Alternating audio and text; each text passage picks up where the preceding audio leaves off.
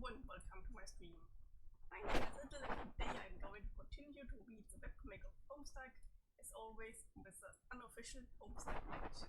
We are very far into the comic, we kinda only have about 500 pages left. Let's see how far we get. There was a lot of talking and catching up, and unfortunately we also had the worst part of the comic last time, which is called the retcon. Hello Panda. And the retcon is pretty much just to revive Whisker and delete all her character the main character, yeah. Well then, let's get into it. Dave, we were sort of in the middle of something here. In the middle of what? A series of heartfelt conversations of a personal nature. Oh, I guess I'm in the middle of those now too. I'm feeling heartfelt as fuck, somebody brought me up on the shit. One cannot simply be built up on shit such as this. You had to be there. Come on. Wizards, problems, feelings. It was your standard tale of two strange mutual mothers. Any questions? Yes, lots. Okay. Can you maybe sit over there for a while and write them all down? My mic should be fine. Why is it so far away? Let me make it a little louder. It's completely. Is it better now? I put it nearer to me.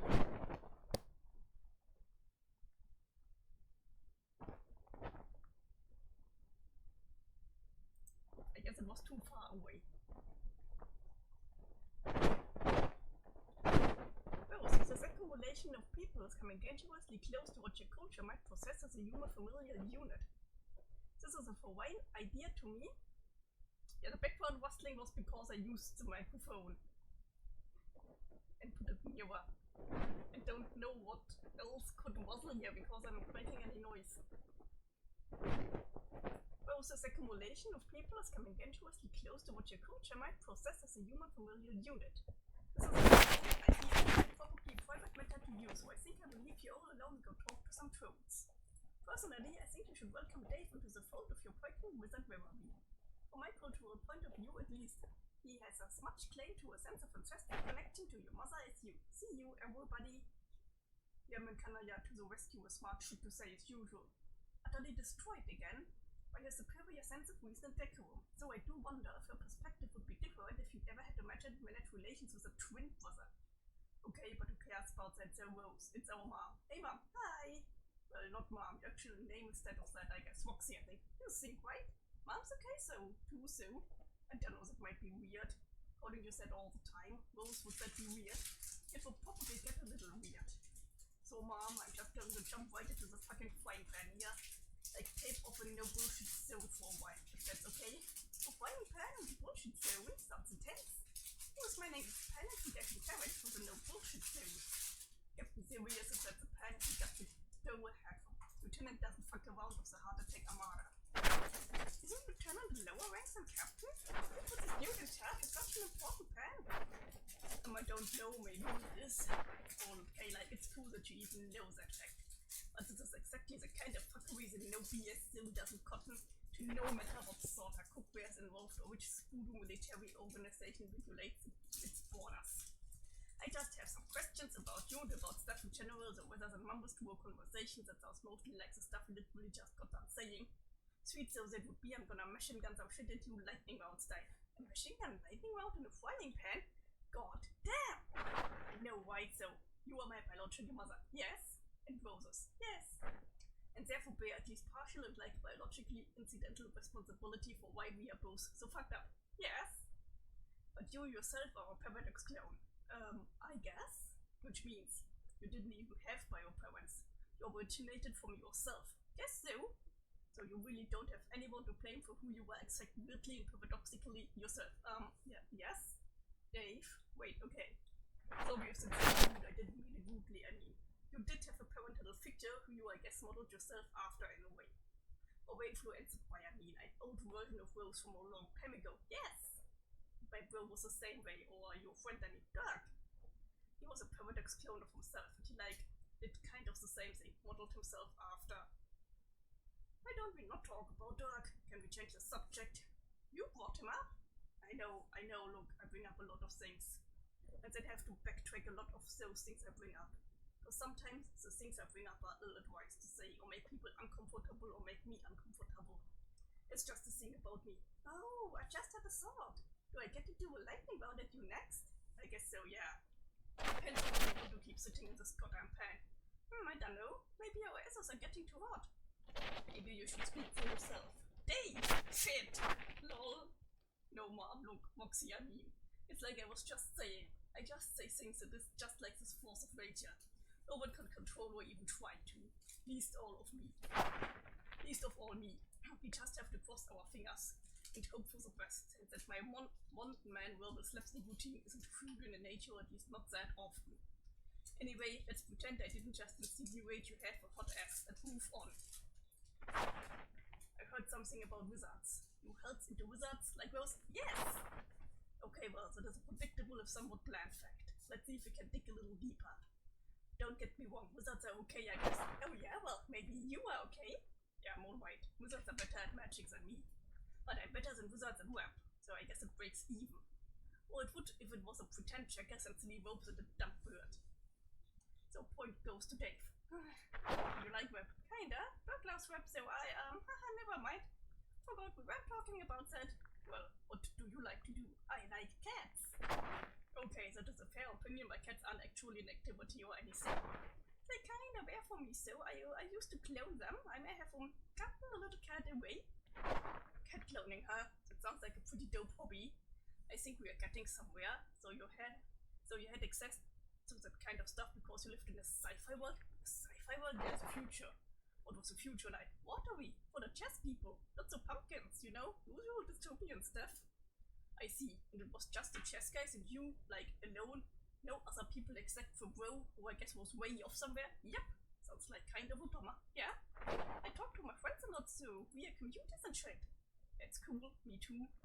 Maybe when it comes down to it, our lives were at the different, except for the extinction of humanity part.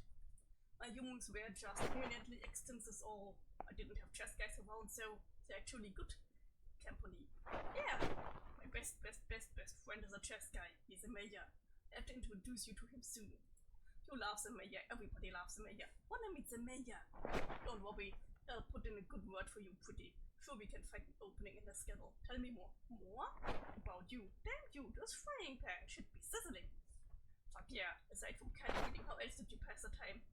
Writing, a fair amount of, let's say, recreational liquid intake and, hacking. Seriously, like actual hacking. Yeah, well, computer programming, really. Hacking is just what you call it to sound cool. There wasn't even much shit about the hack. So kinda like John, except I think he pretty much sucked at his codes. Really? Yeah, he seemed to find it frustrating mainly. His bitching about it is literally my only point of reference for his degree of proficiency. You are good, so right? I bet you're good. The best. Knew it. Maybe I could give him some pointers on the lead hacks. Yes, he'd be all about that. Oh, I think he should be, which is all that matters. Do that and insist on it if he gets really obstinate. But I tries to pretend he doesn't like programming anymore. Okay, what else? Oh, I don't know, Dave. I might be running out of shit to say. You sure? I like to play games. What games? Mostly the Nintendos. I see. Which Nintendos? A whole bunch of Nintendos. And lots of different systems and titles. I don't know if the ones I associate strongly with would have the same meaning, culturally speaking, for you. Because to me, they were all like cool ancient relics that kept me somewhat in touch with a world that was long gone. That makes sense. It's mostly the relationship I have now with garbage rom-coms. Partly because Parkett likes watching them. Those godforsaken flicks have helped me keep me grounded in our dead civilization in a weird way, but we didn't have Nintendos. My bro had Xbox, so I played that sometimes. But he mostly had all these shitty skating games and like 20 different Tony Hawk titles. I would maybe just play them to fuck around, like found spectacular ways to crash and flop around like a douchey vector. Or figure out ways to get halfway stuck inside concrete, fixtures and obstacles. And watch all these cool Freddy Bros twitch and flop at infinitum. Like struggling brilliantly and earnestly forever against the shitty and deeply flawed physics of the confined virtual prison. I saw some tragic figures. Roxy is the coolest Nintendo all the way, yeah, I agree, although this page is so long. That sounds incredible, TBH. Pretty much. Do you think we can play games together sometime? Wanna see your majestic skateboards on the element? Oh my dick, yes, Dave. What? Okay, I think it's my turn. Keep your head down, or you're gonna get whirled. That's fair. Oh, Rose, please don't think I'm excluding you. Jump in the convo anytime, okay? She's fine. I'm perfectly happy serving as a spectator and occasional officiator of this conversation. It's quite entertaining to behold, really. And I'm watching how different personalities collide with each other upon meeting. Neither of you is falling to disappoint. Hello, Mayo. God, is everyone in this family tree a spiker analyst? Yo, that's been like her exact top occupation since she was a fucking baby, didn't she tell you? No, but yeah, makes sense. But like you are almost a funny interrogation right now, Rose. It's quite possibly a little with therapist in training, I guess. And Durgaster, just makes you think, so you're all fucked up yet. So what do you wanna know from Roma Box? Actually, maybe that's not such a good thing to say right now, considering, yeah, people upset. Oh, sorry, now I managed to hit my microphone. Sorry, microphone. I'm putting my drink elsewhere. People are kinda upset about it, and they don't have to buy the games. Yeah, they're getting expensive because everything is getting expensive. I see it at the grocery shop each week. What I'm a little more mad about is that they try to go the digital only route. We just don't have the laws for it yet. So this is something that I'm mad about.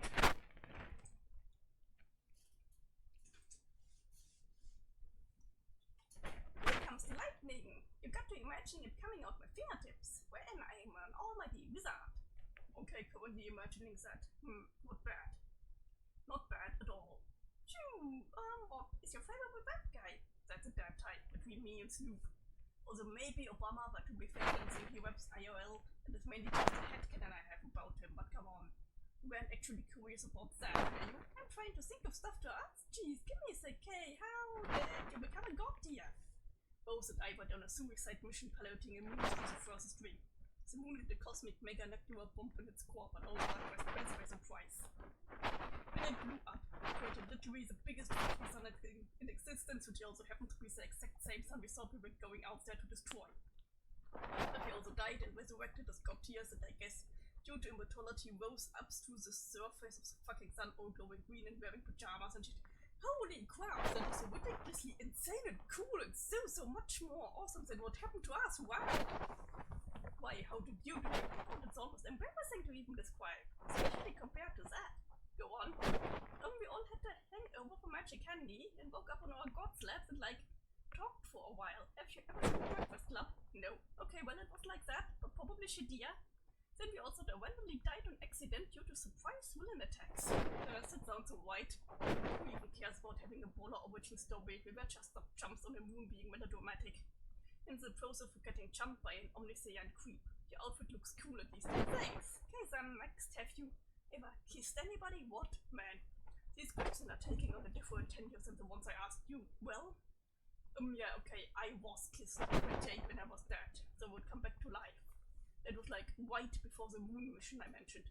Oh yeah, I was corpse smooshed once too. By who? Yes, on my lightning round, I was asking if you ever kissed somebody. Like awake and alive and on purpose. Man, we are waiting, Dave. Hey, I thought you were just studying us. I'm also officiating. I have to hold you to the question of throw a flag. Remember the sports? My, how quickly you forget the sport. No, come on. I just asked you about Nintendo and shit. Okay, hahaha, did you like drawing? Yes. Comics? Yes. Funny comics? Fuck yes. About fat SDGs and JPEG trash loss everywhere? Fucking yes. Okay, I'ma admit, I have your little disadvantage, since I know some things about your old future grown-up self. Like what? Don't wanna spoil it. There's a better time for the conversation. And maybe a better person to have it with than me. Would you like orange soda? No. No? Hell no. And what's your poison? AJ, huh? Apple juice. That's fucking cute. Pretty much. Have you ever been in love? God damn it. Moxie's really having him in the pan. This is a lightning round, Dave. We didn't make the rules. Anyway, I'm ready to blow my referee sport whistle if you don't answer before the commercial and the game clock expires. I think the lightning round's over. Why don't we have a distraction to seal the deal? Hey mom, I think Harley Dad over there is talking about you. Jake? Hey, yeah, I think you're right. Gotta go catch up with him soon. I'll wave hello for now. I don't think he's noticing. Damn it, Jake, look over here, you goof. Gonna start a fire here with all this friendly waving. Nope, he's completely out to lunch, just like all the hardy birds. Hi, Jake, damn it, hi. Oh, I'm sorry. Hi, Roxy. You're with us again, and I like that. That's it. He's right back at it with the poor guy. What's with him? Reminds me a lot of John, but really quiet, which is very un-Johnish. Jake's great, but yeah, it's not like that all the time.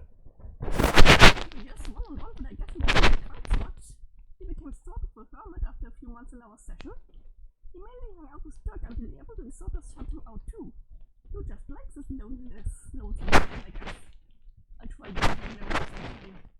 Maybe try to make a shy woodland creature. Then brutally hammered him with my typically wet shit and become airtight blows. There are a few words, exactly how nature intended. Oh gee, yes! What's wrong with the microphone? I don't know what's wrong here. Pretty sure I'm having the right cable and everything. Okay, is it better now?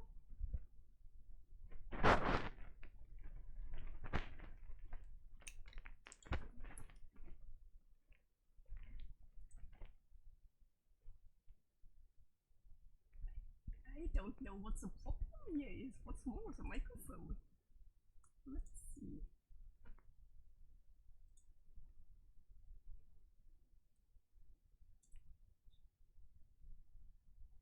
Oh, everything's fine here.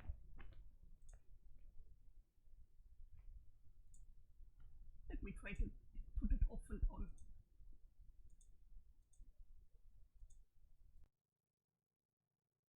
Okay. I restarted the microphone. How is it?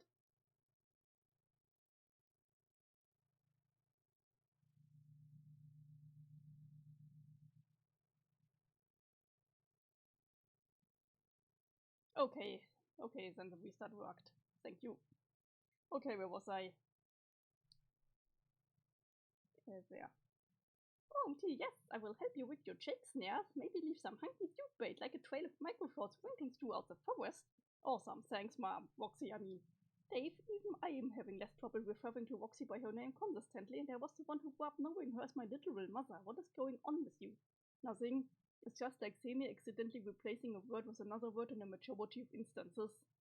Why do you need to read things into everything? You're right. How could anyone possibly read anything into that sort of repeated slip-up? Exactly. What if you're making her uncomfortable? It's fine, really. I think it is sort of endearing. See, Rose, you're all worrying about nothing as usual. Mom's fine with it. Moxie. It's not. I mean, Romy, Mummy, wait, fuck. Okay, that one fucked up.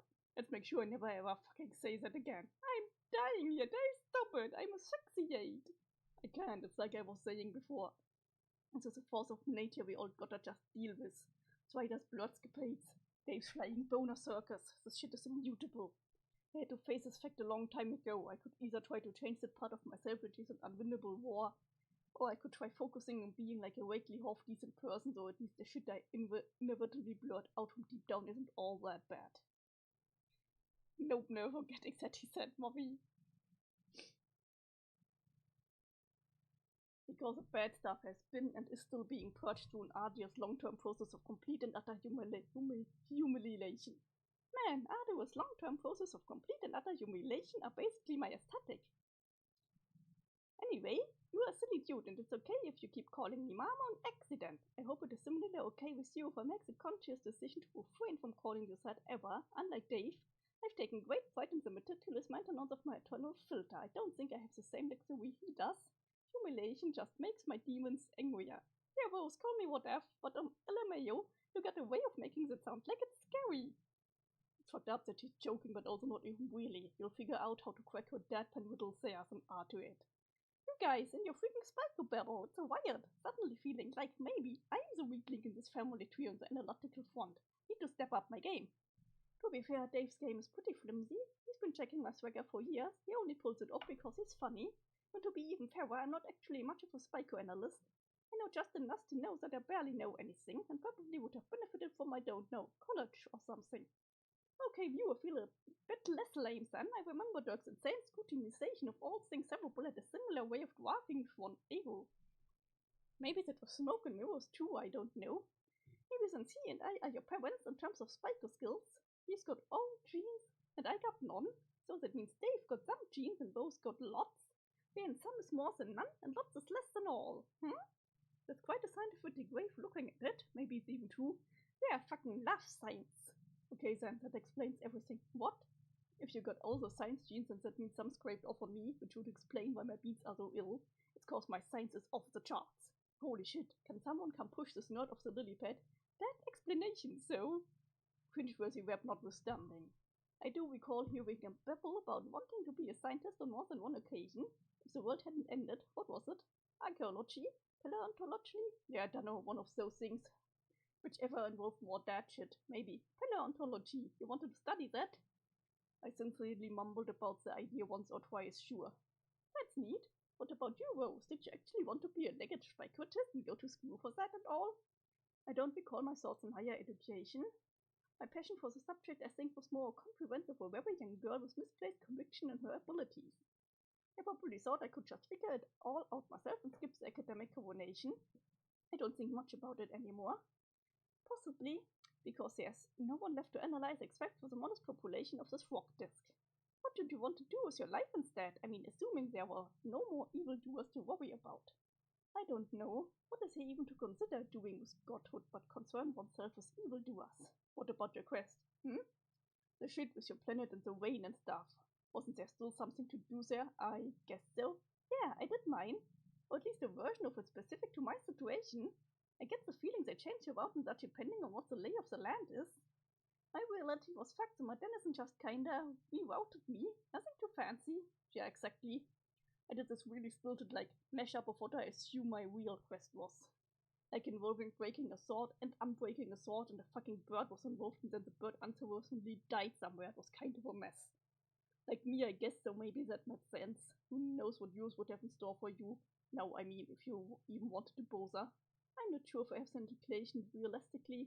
There isn't even much time for that, is there? We're supposed to be fighting adversaries imminently. I can squeeze it in before the battle, and after we'll have supposedly won, so what would even be the point of doing it then? Shrug. Something always rubbed me the wrong way about my quest. I don't even like the phrase, it's uncomfortably formal and a little foreboding. I think the regimentation of it all always struck me as unpalatable. Like consigning personal growth to the completion of a glorified, heavy wet maze. Yeah, I know why you feel that way. You've got big problems with authority. You always have, and you probably wouldn't even put it that way because it sounds really teen of you, gosh, or whatever, but it's true. Oh, gay. OMG, you guys and your shrink babble. It's so funny. I swear to God. Yeah, here we go again, right? Except just remember I'm a fraud at the stuff. Expect in this particular case I'm totally right. She sees this quest all neatly laid out for her wrapped in a bow. Fuck it, even looks like it's made for little kids with like pink turtles and rainbows and shit. Like here you go, princess, it's baby's first quest. Almost like it was designed to piss her off. The verb says here, self-improvement delineated and made comprehensible, enjoy your Kakikuta odyssey. So because she rose, she goes, no, fuck my quest. Literally starts wrecking shit. And if maybe that itself was always her quest. If I may interject. Oh, awesome, Whisker was eavesdropping. Not for very long, I just heard you talking about Rose's quest, so I don't have any opinion on whether you do it or not. Rose, that's your business, but my advice is, if you seize your denizen, just make sure you kill her fast. What? Believe me, Cetus is a huge bitch. If you give her an inch, she'll try to sucker you into a full-blown conversation. Mostly involving a bunch of curmudgeonly riddles. Don't give her the chance, just go for the jugular and end it as soon as you can. Prelude and call it a day, that's what I think at least. Assuming you both are going to see her at all. Couldn't really blame you if you didn't, so I probably won't. Won't what? Oh, now what the fuck is this? Meow.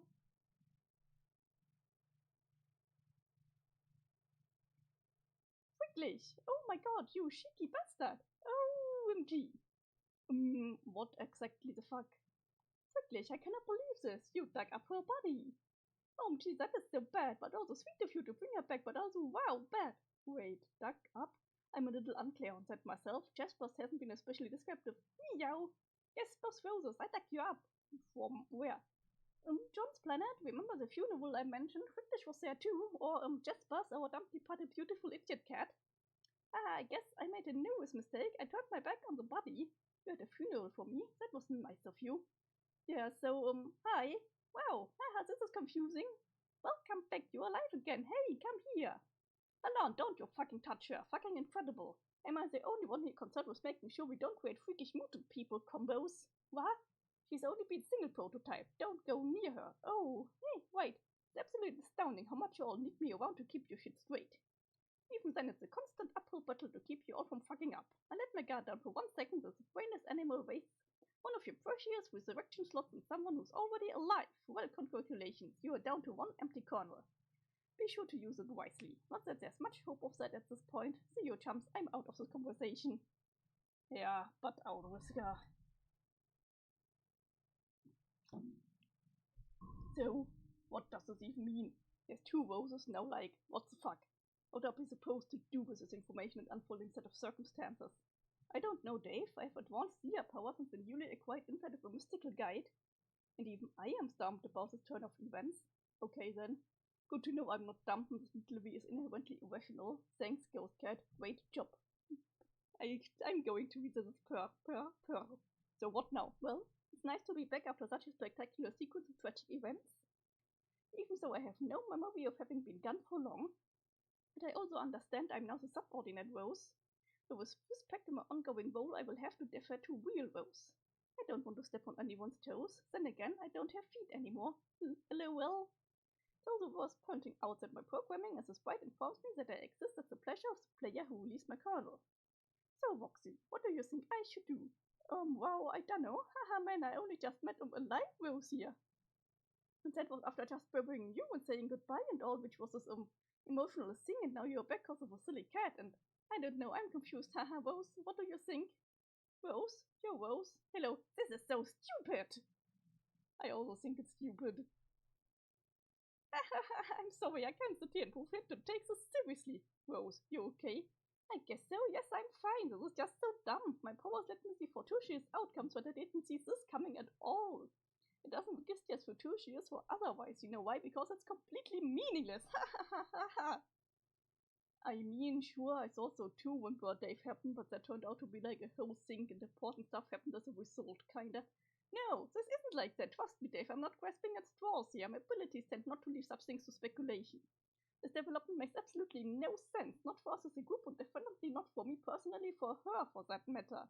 How could this possibly mean anything for my growth or personal development in any way? This always makes it official. I have no comprehensible path, there's nothing to overcome, no lesson to learn. Pathetic light at the end of this prosperous tunnel, not for me at least. I seriously have the dumbest arc anyone could conceive would be imagining. Those we don't have fucking arcs, we are just human beings.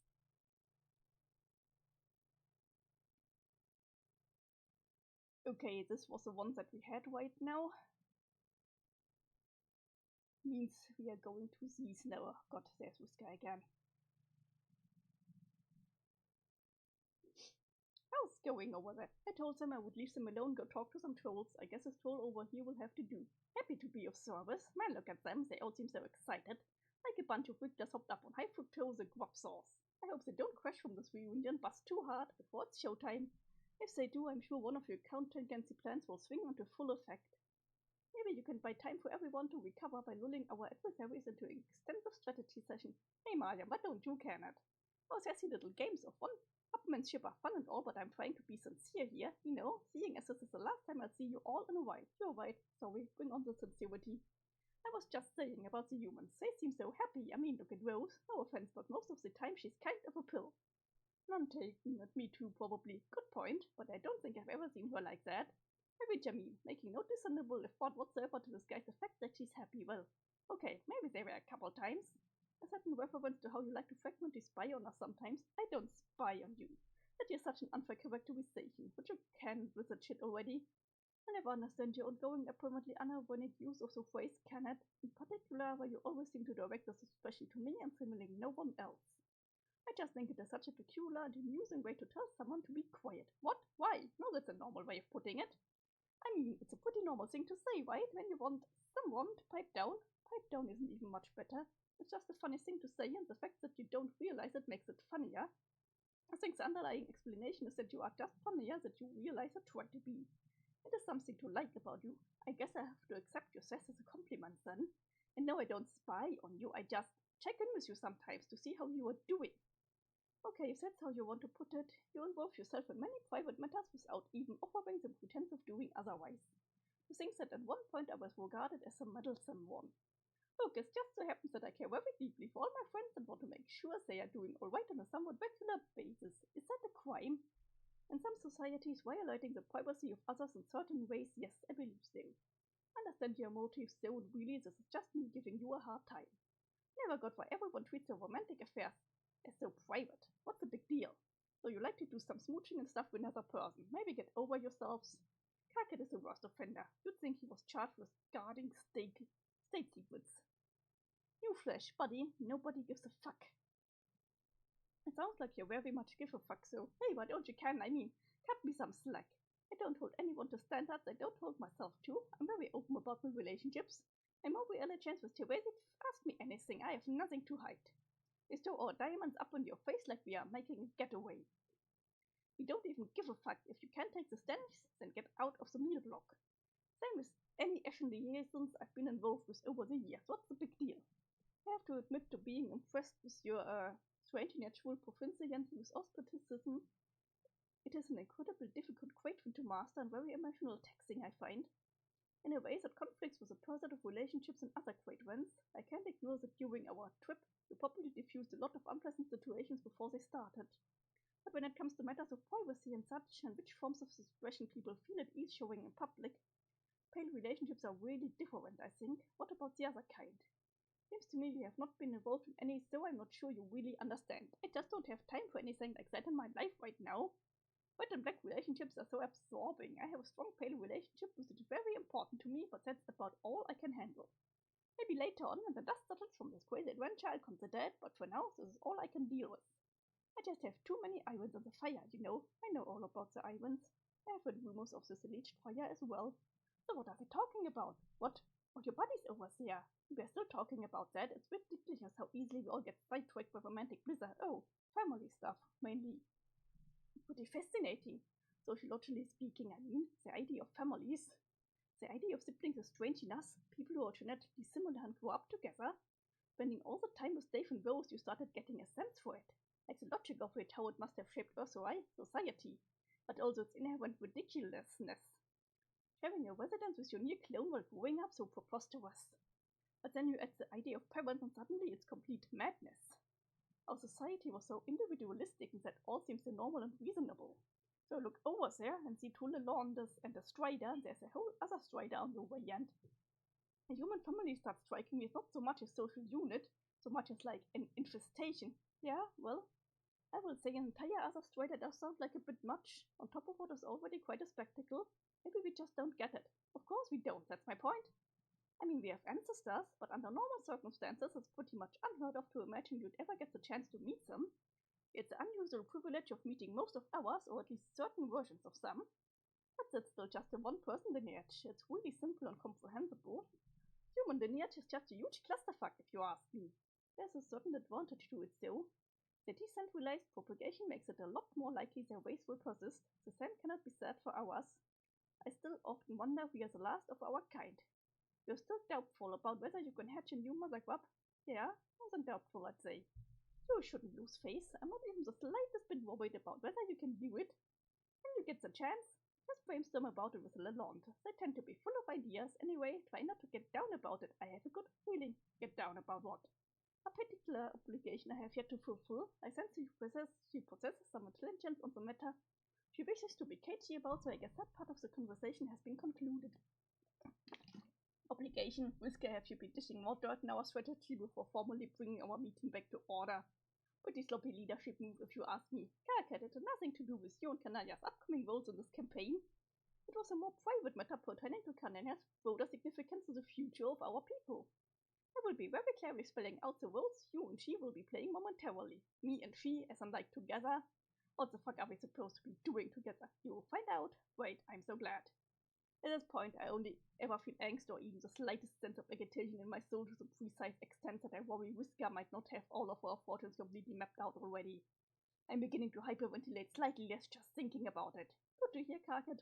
Almost as cool as it is to see you yelled yourself out with John and Dave already, you have decided to come clock in some yelling time with us. Your ability to dig deep down and find a second wind is really quite astonishing.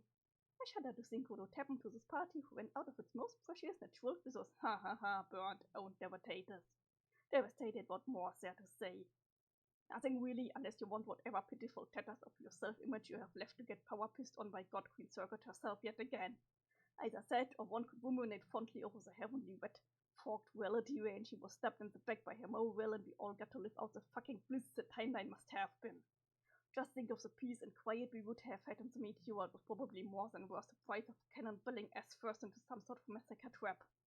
Whisker Circuit, making the living envy the hypothetical dead since whenever it was she started doing that. Wow, Target, you are saying what we all are thinking.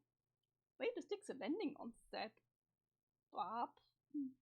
Or I don't know what this word shall be, Barb. Genius.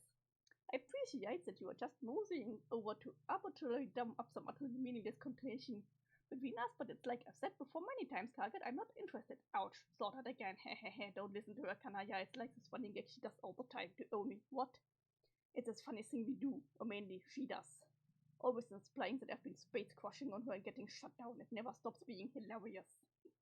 First of all, as if he can prove anything. Second, if we are being totally fair here. More than a few of her snappy comebacks are arguably more tinged with that sort of eyebrow-cocking hostility than anything I've ever said to her.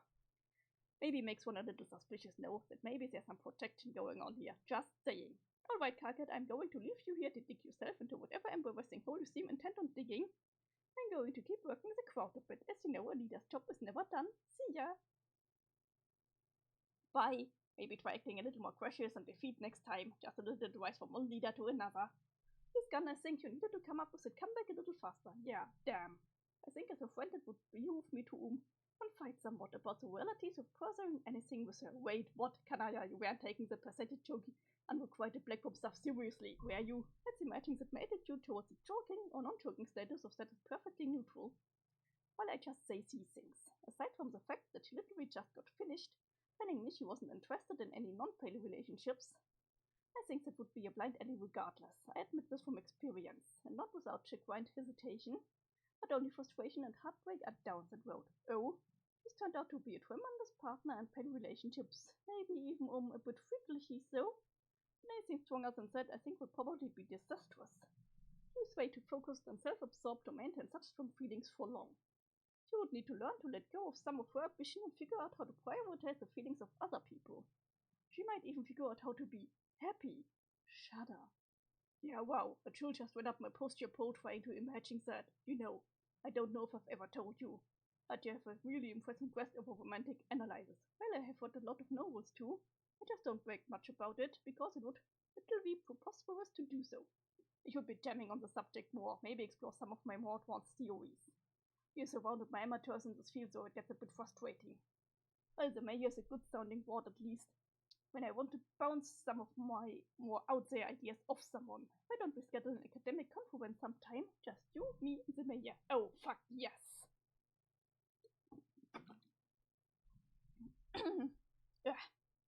Is this the last one with Whisker? Please let it be the last one with Whisker. Hey, am I interrupting anything? Hey Dave, no Aquarius and I were just exchanging some notes before I bring the meeting to order again. Okay, I just thought I would saunter over here. Things are getting pretty Lalonde heavy over there. That really is an awful lot of fucking Lalondes, isn't it? 2 was okay, you're actually cool even, but this, yeah, time to see what's up over here. How's it going there, Aquarius Bright? Nearly finished radically downgrade quarter here. I then plan on mornings a complete restoration of her woeful introverty with a moment of silent subtle flexing. Okay, that was some weird stuff to say, but cool, so you are some sort of freak, right? Yes. Okay, good to know. It's like talking to someone who's half my bro, but they're not even really. Then bro half is half AI or something, so maybe 1/4 bro, but then maybe even less, because like all universe considerations and all the parts right.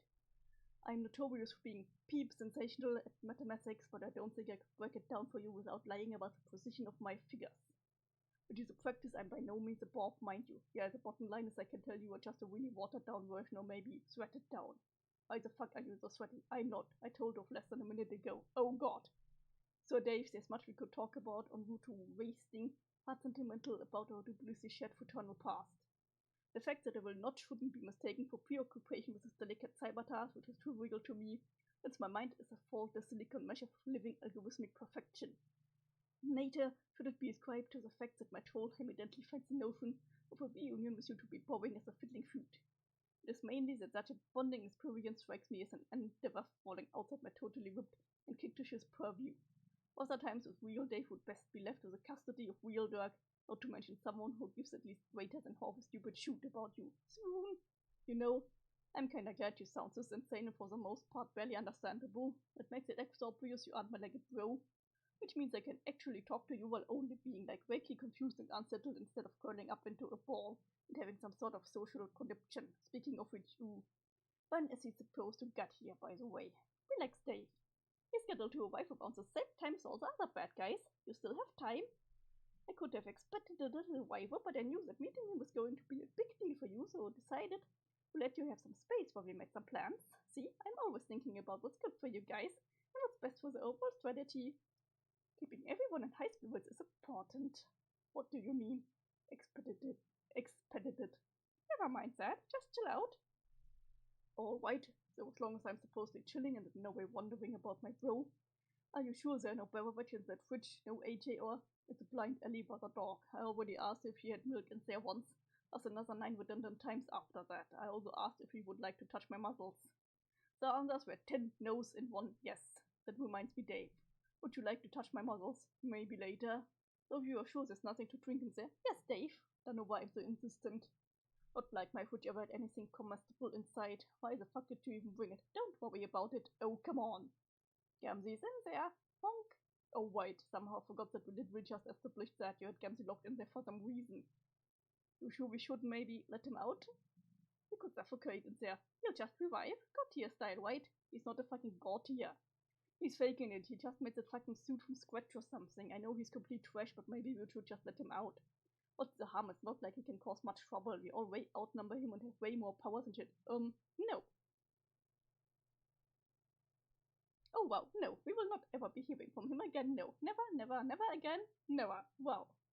Okay, this is one time that I actually agree with Whisker.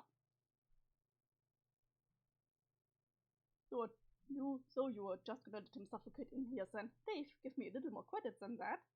Gamzee is supposedly relevant to some stuff that's going to happen in the new universe. He's still got some plot armor or some shit. So when Earth is resituated, I'm just going to drop the fridge in the fucking ocean or something and let him find his own way out. Okay, that's fair. I mean, firm, but fair. Well, maybe not that fair, but I guess I don't care. So is John's hot mom awake yet? No, I mean, not hot mom, just mom, damn. Did anyone hear that? Yes. Shit, let's reboot all trains of thought starting now. How much longer till his hot mom awake? Mom, I mean his, not mine. His mom, not my hot mom. My mom, I mean, fucking hell, not my mom, his John's hot mom. Jesus. The strider expresses off the rails again. So I'm going to duck out of this conversation. See you, everybody. No, Whisker, don't go. At least do me the solid of letting me land squarely on some phrases that allow some plausible deniability over whether I think John's mom is super fucking hot. Shit, wait, pretend I didn't say that while still rendering its meaning in your mind somehow. Whisker's gone, I'm not even talking to anyone.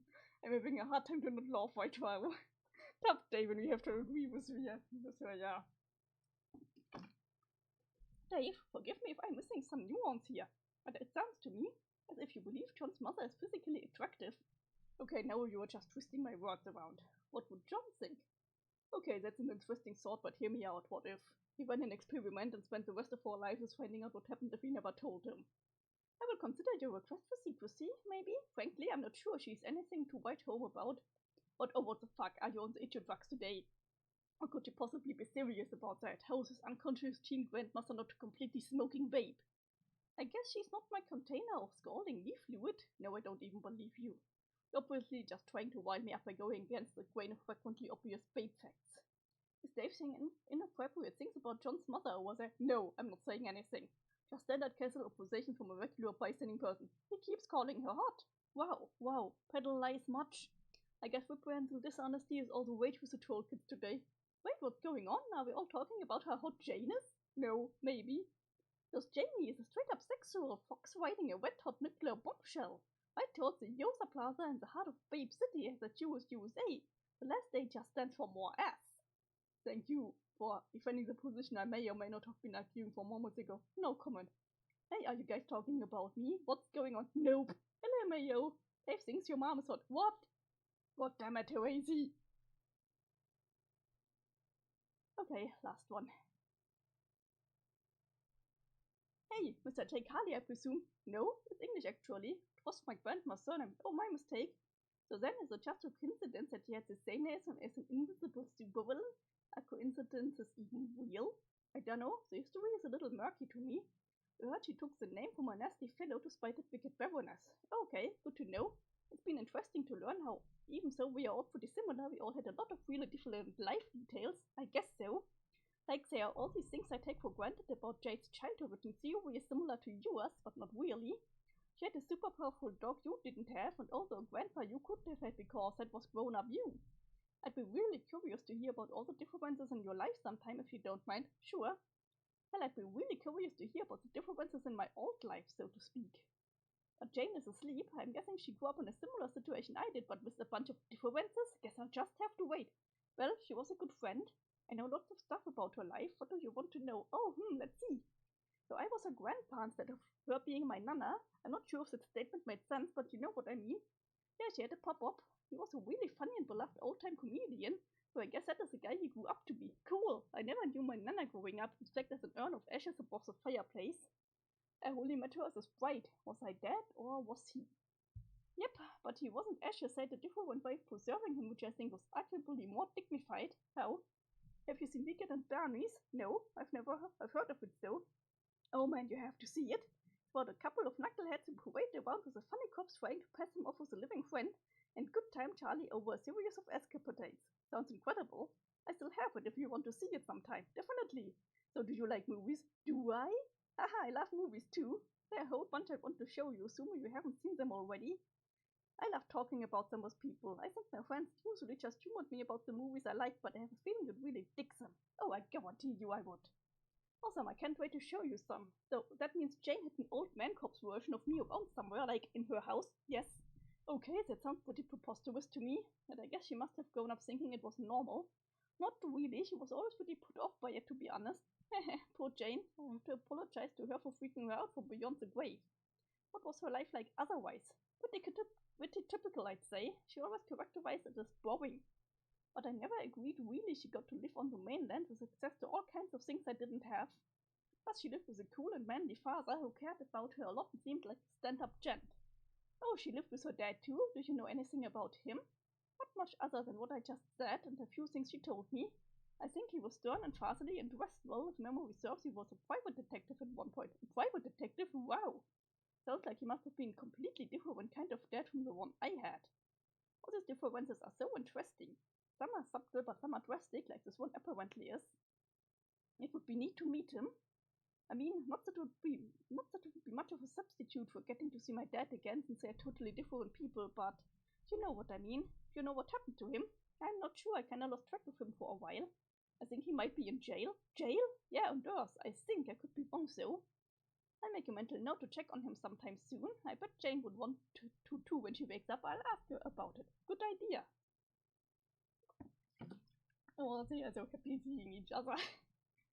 You know, Jake, at first you seem pretty shy, but you don't really seem that way at all now. You just strike me as a nice regular dude who likes movies and stuff. I'm glad we are getting a chance to talk. Yeah, me too. I've been feeling way out of sorts since I got sprung from the big house and dragged along to this here Fox stage to suddenly bump gums with way too many people. But you're really good company, John, and you know how to make a guy feel at ease. Yeah, it is a lot of people. I'm having trouble keeping track of everyone myself. They all seem like decent folk and all, but I guess everyone's catching me at a bad time. This wasn't how I pictured things going at all. How were you picturing it? Naively, I suppose. It's not that I was expecting differently of anyone else, more that I had spurious visions of my own conduct. Remember the letter I sent you? Yes. All the excitement and swagger you heard from me in those words. That's the man I thought I'd be when you met me, a man of action and gumption. Hell, when I wrote that, I thought by now people would even have come to see me as a leader. What a laugh. It turned out to be such a disappointment to myself and everyone else. The bravado in the letter was fake, I've realized lately. I've realized a lot of things. And I could never be a leader or a people person or probably ever have a quality relationship with someone. So it's hard to get up a lot of moxie for a big moment like this, even though I'm as excited about it as everyone else here. Kev was quite already tried cheering me up, and he's nice, but I don't think it worked. Like by saying maybe all that stuff isn't true, and maybe I'm actually really great in all the ways I don't think I am. It's a nice thought, but although it's weirdly just doesn't make me feel any better. John, you seem like the kind of guy who likes trying to cheer up a pal, so I guess. Just so you know, someone already tried telling me I was wrong and it didn't work. I don't think you're wrong, though. Well, I don't know. We just met. What could I know about you other than what you tell me? I believe you about all that. Really, it just sounds to me that you're going through a lot of changes. Changes are good, especially if you understand that's what's happening to you. I think that's how we grow and stuff. I think I've changed in a lot of ways. Some ways that weren't easy. Yeah, sure. So you're realizing you like being by yourself, it sounds like big deal. I like being alone a lot of times too, it helps me think. If that's who you are, there's nothing wrong with that. Jade's grandpa liked being by himself too. So much so that he moved to an island as far away from civilization as possible. But he still did adventurous stuff and was super successful and also raised a cool granddaughter, who was actually his daughter and I guess also yours, huh? Yes, I guess you're right. And if nothing else, at least you have a cool costume. Ah, my voice, sorry. You really like it? Hell yes, well thanks. Sometimes I worry that I might look a little silly and feel kind of exposed maybe. Like I'm on sexy display or such and people don't see me as a person. I wouldn't worry about that. I love the goatee pajamas and yours are badass. You look like a superhero. Really? Yes, well, maybe a plucky sidekick at least. Sidekicks are really underrated anyway. I think in some cases they might be the real stars. Like, you know, Batman, truth be told, I think he might just be some kind of gallivanting idiot. He's got all the money and skills in the world, and what does he do? He buys a fancy car to drive around in, and jumps out and starts punching crooks with his bare hands. Then, when he gets hornswoggled by a wily clown with no powers and a lot less money, who has to bail him out? His sidekick, of course. Yeah, you're right. What is Batman even trying to prove, being all serious and cool looking? His sidekick looks like he has a lot more fun and smacks of confidence and self-assurance trotting around in his underpants. Batman probably doesn't even care much about stopping crime, it's more about walloping sucks and getting to feel cool. If he really cared about stopping bad guys, he'd probably use his fancy money to buy guns and at least show the criminals he's packing to make them scared, if not surrender outright. I bet the sidekick probably just has to wait for Batman to bungle things up with his stupid charity, and when he gets in trouble, the sidekick just guns down all the crooks from a safe distance like a sensible person. Well, I do love guns, also fisticuffs. See, there you go. You're better than Batman already. Whisper, whisper, whisper, whisper, whisper. Hold on. Shh. Listen. Whisper, whisper, Mayor. Whisper, whisper, whisper, Cantown. Whisper, whisper, Bear. Whisper, whisper, Earth. Whisper, whisper, whisper, whisper to scale. Don't see how. Whisper, whisper, whisper. You're really going whisper, whisper, whisper, build, whisper, whisper. Haha. It's talking to the Mayor again. So it seems. They really appear to have quite the rapport. I just love how he talks to the Mayor. It's like he made up this whole language. Like minimal talking and hand gestures. It's so cute. Egbert, what the fuck? Hey, you eavesdropping? No. This is a fucking private conversation. Stop being rude garbage. I wasn't eavesdropping. You just happened to be like right there and you were a really loud whisperer. Oh, okay, then we have been excellently quiet. Shut the fuck up. Sorry. Go back to your cute Mayor conference. We mind our own business. Achoo! Achoo! Oh man, what's going on now? Achoo! Meow! Achoo! Wow! Achoo! Wow! Das hier loses Need. Achoo! Du to my allergies. Jaspers, what are you? Wait a minute, Bose. Is that you? Meow! Oh my god, I turn my back for 2 seconds and something stupid happens. Achoo! Okay, we are finally done. Okay, everybody, time's up. Wrap up your conversation. So, technical meeting is officially back in order. Wow, she is so poorly drawn. She should always be drawn like this. Alright, has everyone shut up yet? I think so. Great, let's not waste another second then. I'm diving right into this. Everyone pay close attention and try to keep up. I'll start by describing the exact nature of the threats we are dealing with and go from there. According to intelligence gathered during our trip along with some reconnaissance work on arrival, this session has 4, possibly 5 major adversaries.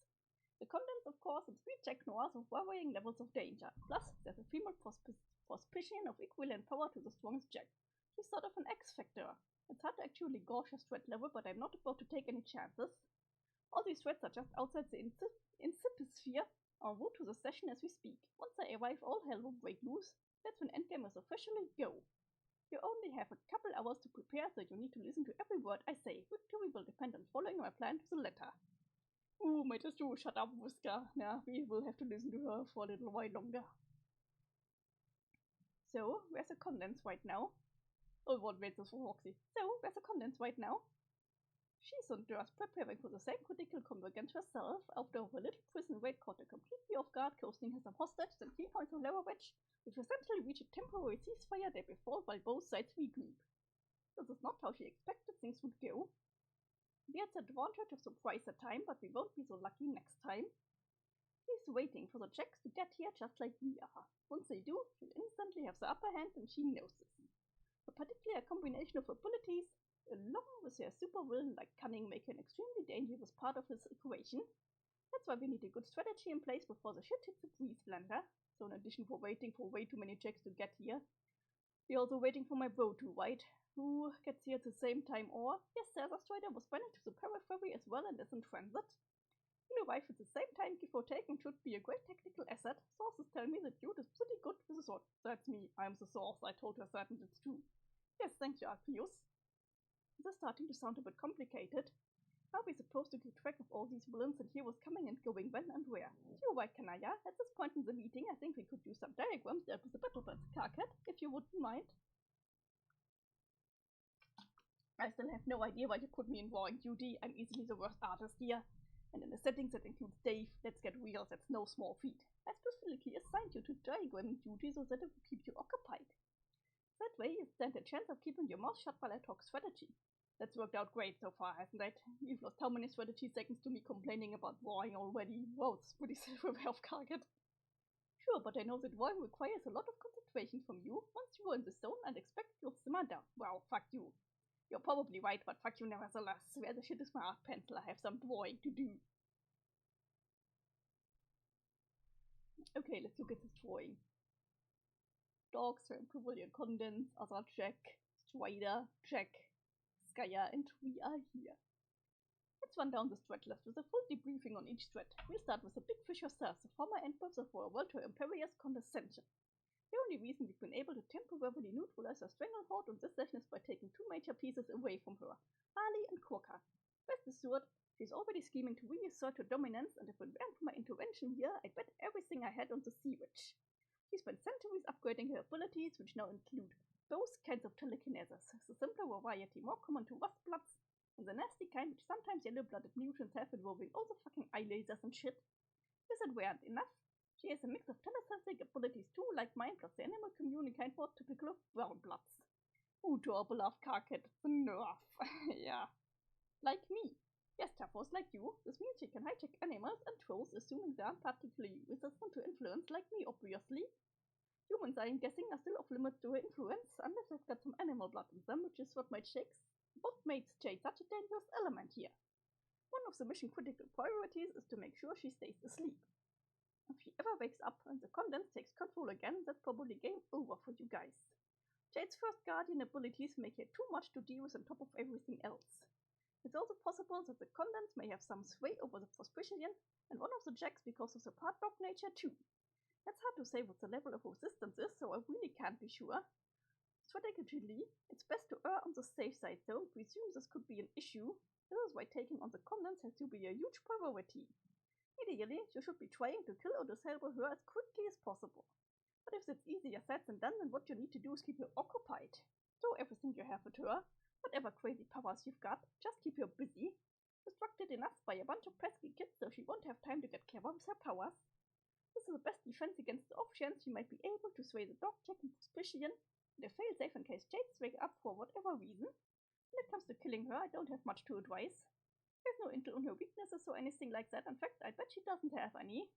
Like any powerful endgame boss, you just have to keep harrowing at her until she's dead. Enough said.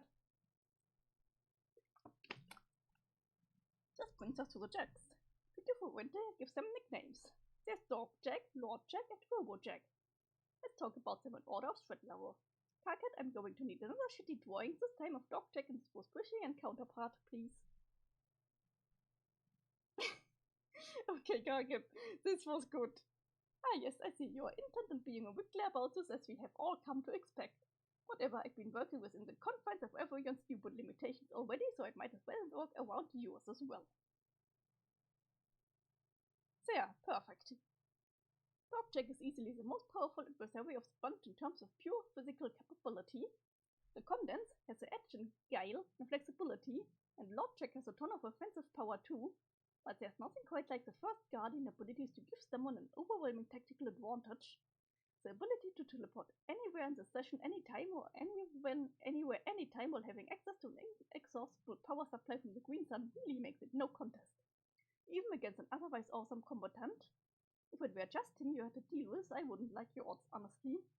But luckily for us, there's a major factor here which should mostly neutralize him during this huge melee, which is a Prospician.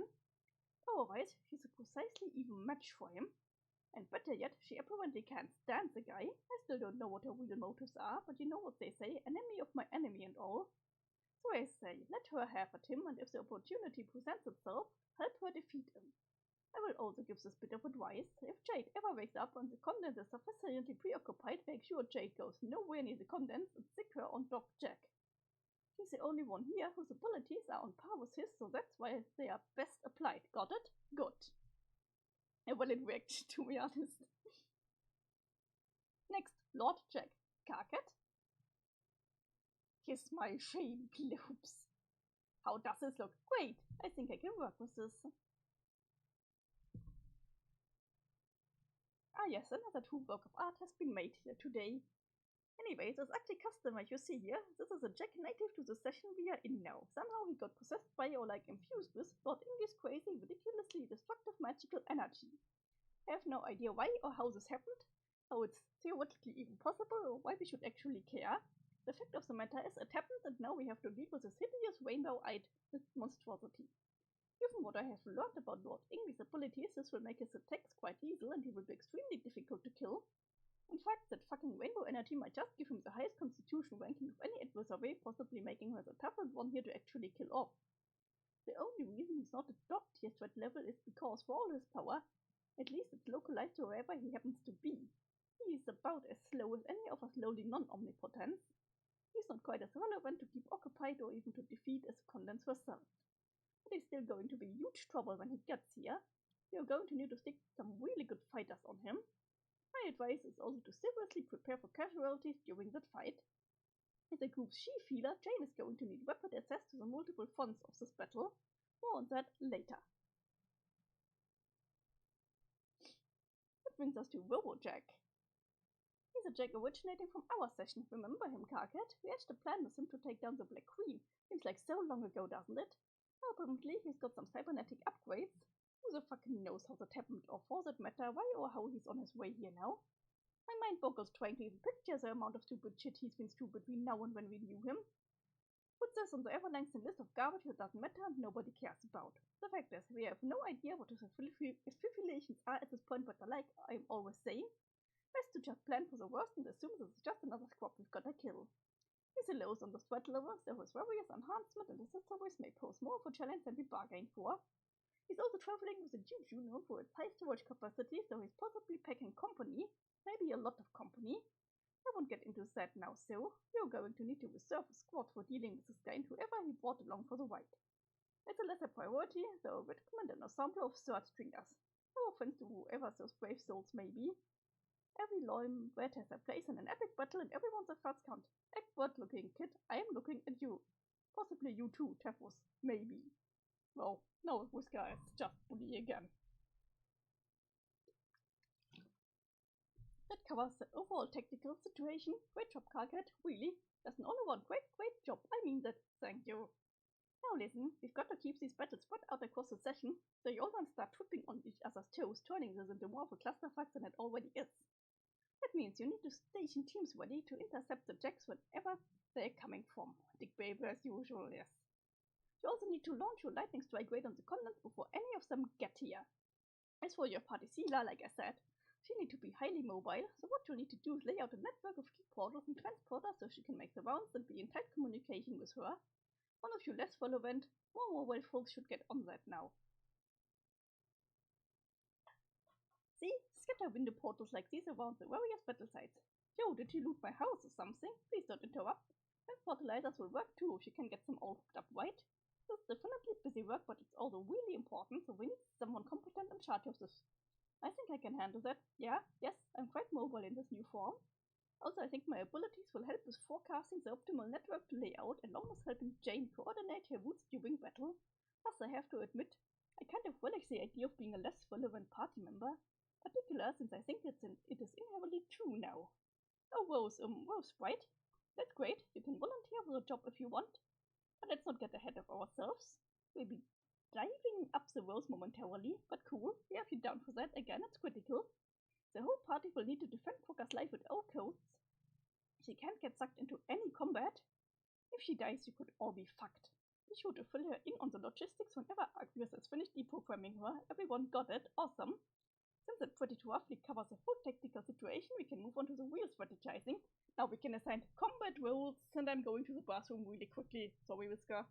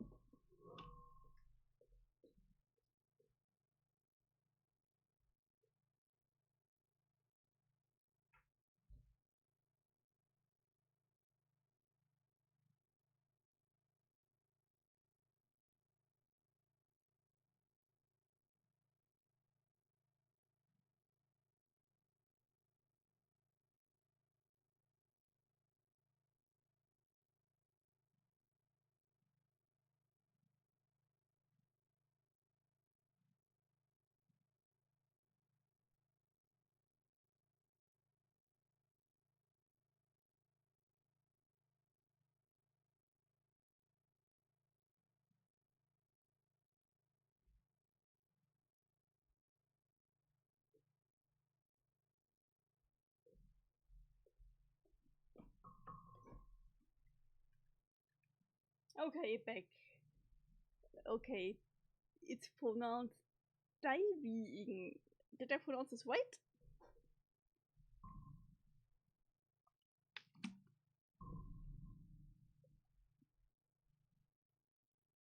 Miska, wait. Huh? Before you go on, I just wanted to say I'm really impressed with the strategic analysis so far. You really seem to be all over this. I wouldn't even know where to begin figuring all this stuff out. Anyway, I'm glad we have you back on our side.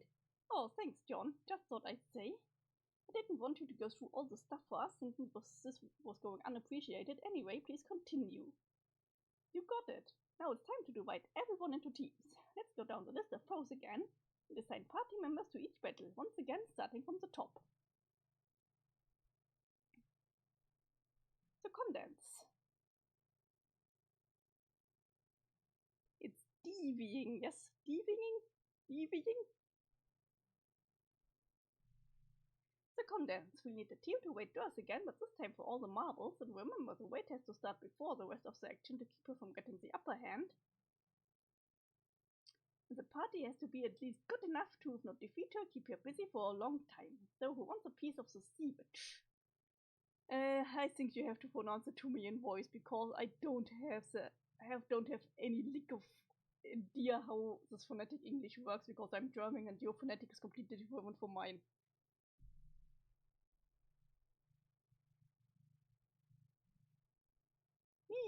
Me? Alright, I've got 2 takers from the Lalonde camp. We need more, so who else? I'll go. You sure, John? I think so. From what you said, it sounds like this is the most important battle. If we don't keep her busy, everything could get messed up. I think I'd be good at that. I can use all my windy powers for distractions and such. Okay, you're with the Lalonde then. Make it count. I may as well go too. I would be ashamed of the party defeating the woman who terrorized our planet for ages had no presentation of our species. Shame or not, I'm afraid that won't work, Kanaya. Why not? You can join the party, well, not yet at least. There's another critical role which you specifically need to play first. You can't risk losing your battle until it's complete. What is it? I'll explain later, after the teams are set. Yeah, we follow no rules in terms of pronunciation. Yeah, this is right. Okay, let's say Team Condense is good enough for now with John, Rose, and Roxy. Next foe, Doc Jack. Like I said, we are banking on the prosperity and keeping him busy, so he's not an immediate bottle priority. We won't designate a team for him right now, but as I mentioned, in the event Jade wakes up for some reason, she should be reserved exclusively for his fight. That means someone needs to tell her, if not in person, then some other way, perhaps leave a reminder for her, maybe tied to her finger or something. Others can join the fight against him if need be, once the targets have been dealt with. Until then, better to let the heavy hitters keep him in check. Oh yeah, do you remember at the beginning of the comic, Jade always had reminders about her fingers.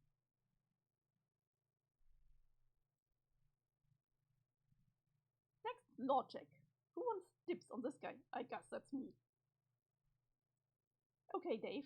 There are all these rumors swirling around that I've got a bit LE anyway, which is probably bogus, but WE. Killing this guy at least would be the next best thing right away. If I do that, I could like put the prophecy to rest. That logic sounds reasonable to me. For what it's worth, I never thought into the idea that you were supposed to be the one to kill English anyway, so that's one down. Who else? Okay, why not? You're sure too easy. You're not immortal, remember, and this one's going to be tough. You said we need good fighters to go at this guy, and I think I'm pretty decent, at least at stabbing things, so I'll go. Besides, someone has to witness Dave's heroism if he wants to be let off the hook for the prophecy. Hey, it's your decision. Anyone else? What about Dave's bill? I heard he's supposed to be hotshot. Yeah, sure, that's fine if you're comfortable volunteering someone who isn't here for a deadly battle. It's cool if you want to do that. Dave, come on. If it was not extremely likely he'd seek you out upon getting here anyway, why don't we just pencil him into the team as probably? Just be sure to debrief him on the whole situation when he gets here. Think you can handle that, Dave? Okay, great. Which reminds me, what about you, Arceus? How do you want to fit into this? I haven't decided yet. I'm going to crunch some more numbers in the West Command metrics I just compiled now. The micro blink of a nanosecond to deduce the optimal strategy appropriation of my assets, i.e. muzzles. Showing real Dave in battle is semi-tempting, but I do not wish to horn in on real Dirk's peep. Instead, I would prefer to blaze my own trail with my own hooves. I always wanted to do something really important and heroic. I mean, aside from all the other stuff I have done like that, which is quite a lot. But something quite grandiose and perfectly unmistakable is a gesture turning the tide of fortune for all of existence. This is what I have always desired. Well, that is to say, both halves of me once had such an ambivalent desire which was compromised by our respective internalized conflict. But together, the desire is fully realized, no longer ambivalent. Nay, it is now fully bivalent, perhaps even univalent. I would like my gesture to shock everyone. It must come from out of the blue. Make virtually no sense done at all involved in having a lasting, profoundly unanthropology impact in all future and 3D future events. Well, whiskers don't even having dots for them, it's just blank. Does this answer your question? Oh, sorry. I was just temporarily mesmerized by incredible speed. Needless to say, I absolutely agree with your philosophy on heroic action and wanting to do something important. In any case, you find the right to do whatever the fuck you want, just by dint of being awesome. End of story. Okay, next. Okay, to be fair to Whisker here, she doesn't know that Dave is really worried about meeting Dirk because he had a bad relationship with his bro. It's like really heavily implied that he might have been sexually abusive.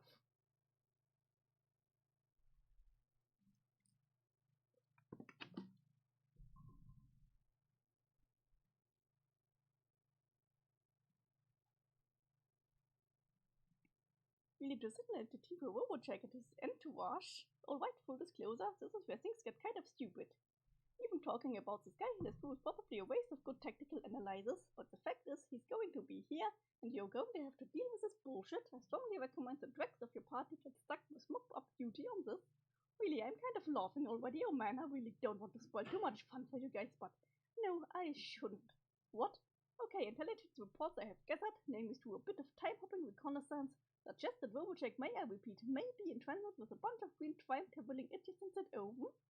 Don't quote me on that. Anyway, if true, none of these bozos are particularly powerful. They mainly just be a nuisance. So who wants to deal with them? Hey kid. Kid, yes, I'm talking to you again. God damn it. What was his name again? Joke? Whisker, stop. It's Jape, and you know it, Walter, of course. You are getting into it too. Listen, Joke. Joke, snap out of it. I'm talking to you. Oh, sorry. This is a strategy session, Joke. Please stay alert. Now do you think you can handle being on this team? Awesome. That's the spirit. This assignment should be right up your alley, cat. Kid, who else?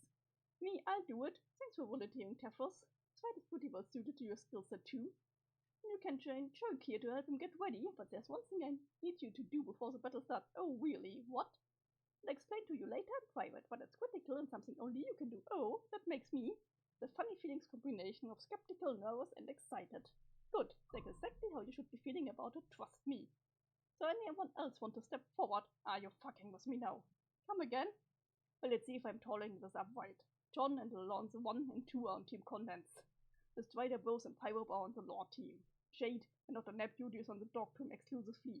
The mayor isn't doing shit because I am personally seeing to it that not a single post-apocalyptic tat on his head gets harmed. Hocker is on healing detail and will launch 3 volunteers to support that. Kanaya has some vague yet to be explained mission to do, and so does Tefros. And Joke here just got shunted off to the PV League, so who the fuck is even less the site for me and the fucking cat, I guess. Are you sure we shouldn't pick a role for those fucking cat losers before moving on to the absolute bottom of the barrel, sometimes referred to as the Wanta Zone? Oh, great point, Carpet. Hey there, kitty. Meow. What would you like to do? I would like to eat some tuna fish and cuddle with either Rose or Roxy or both. Oh, okay, that can be your very important job. Don't let us down. Purr, purr, purr. Thank God we sorted that out. Now that we've established the kitty cat is heading up the fish-eating operation, I think we can safely proceed to the rung of strategic importance directly below that, the infamous what is Carcat going to do rung. And that everyone else has a job and my skills are relatively unimpressive, I'll have to sign up for Team Dipshit too. Hell, even the kid in the banana hammock is a god tier at least, so I guess it means I'll be taking orders from him, sure, why not? Second in command to a sword weight hero, sounds about right to me. Carcat, yes, you're absolutely right, that you basically suck, and that is a tactical resource you should be managed accordingly. But you aren't joining Joke's team or doing any fighting for that matter. Like Kanaya, there's another more pressing matter reserved for you.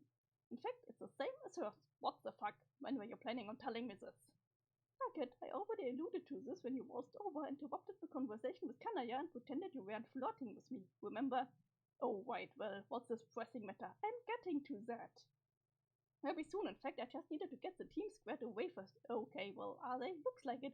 So that means Jake, really is a one-man team designated for Robojack and his own bosses, apparently.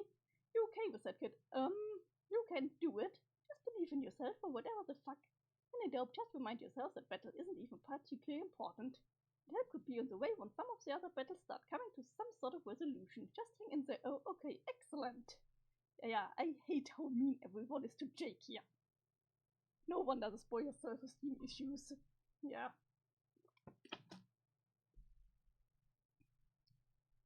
Don't forget that there were several people thirsting over him while he probably is aromantic and asexual and was probably really uncomfortable with all this attention on him.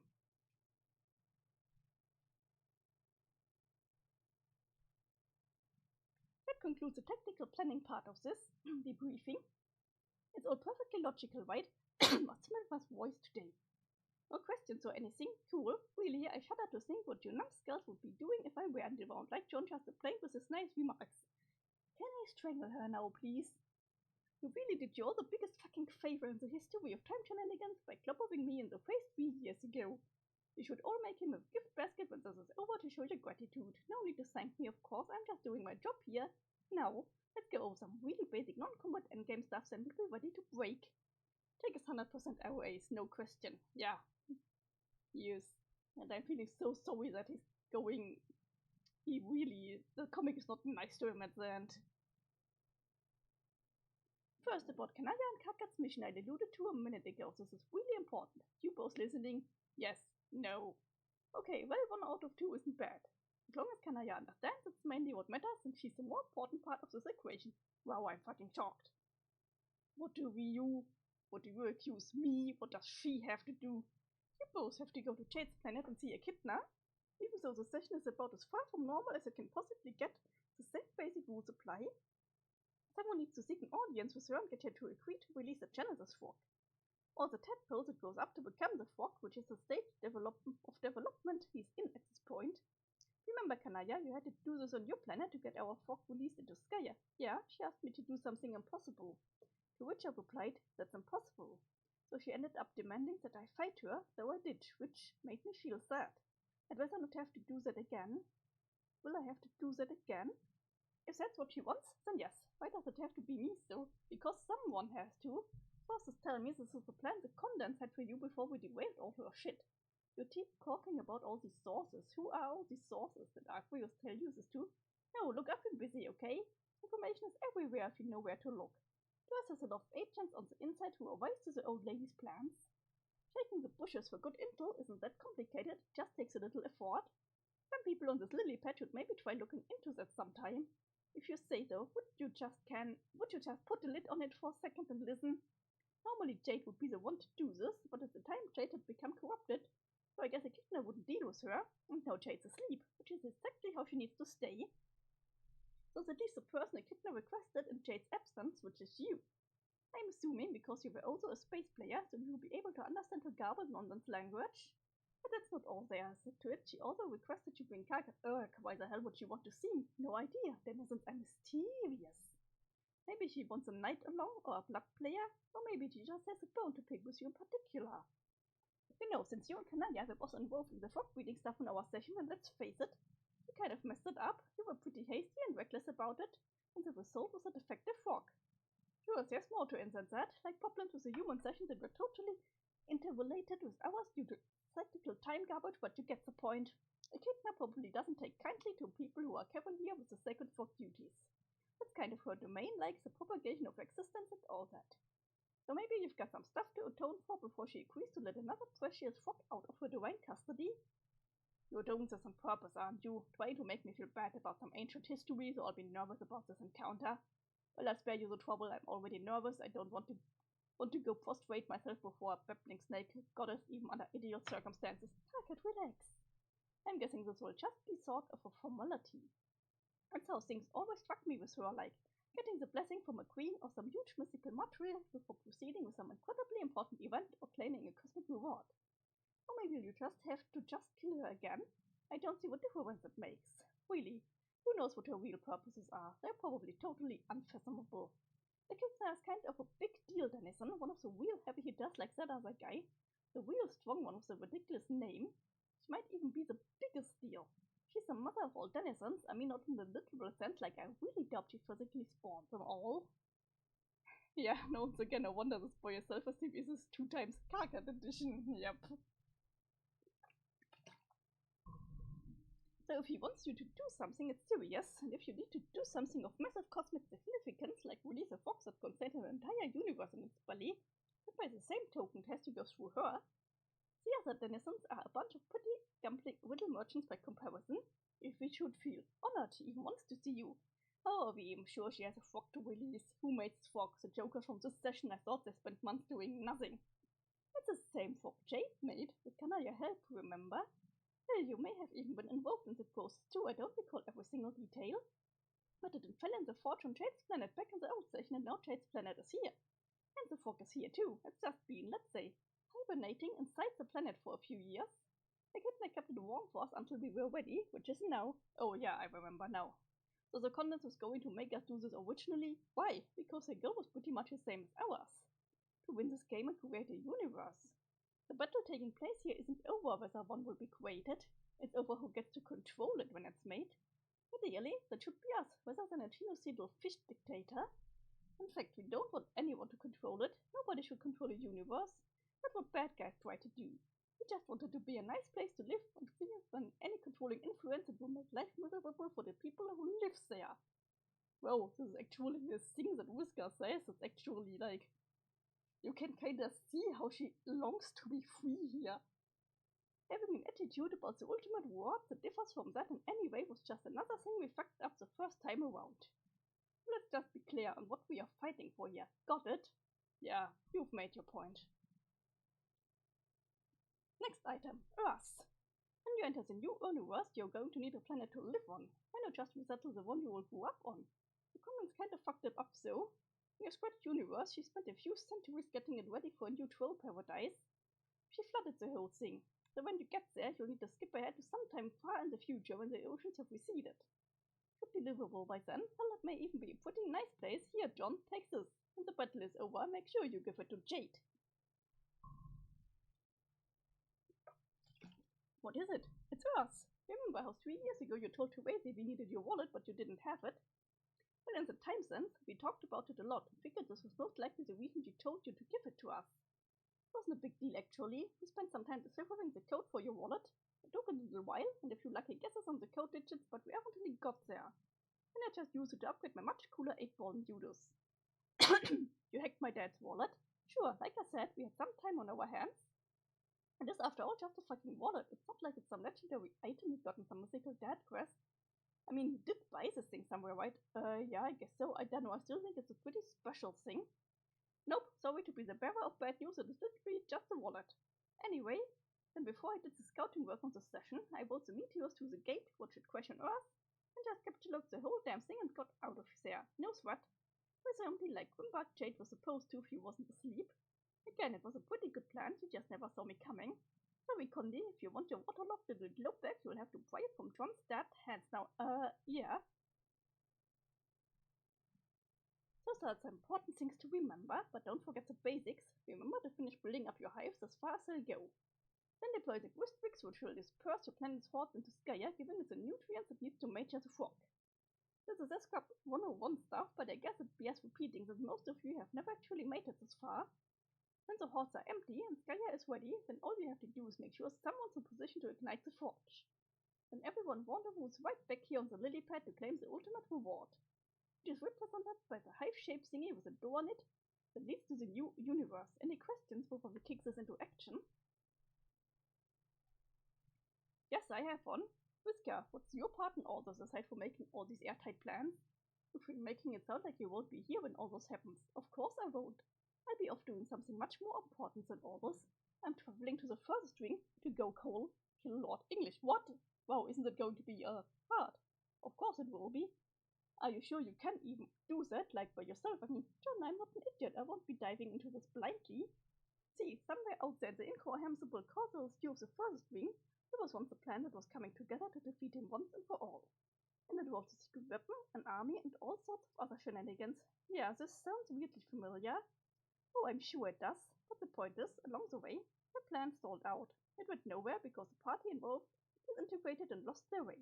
So someone needs to light a fire under that shit again. I don't see anyone else stepping forward. How are you going to do that?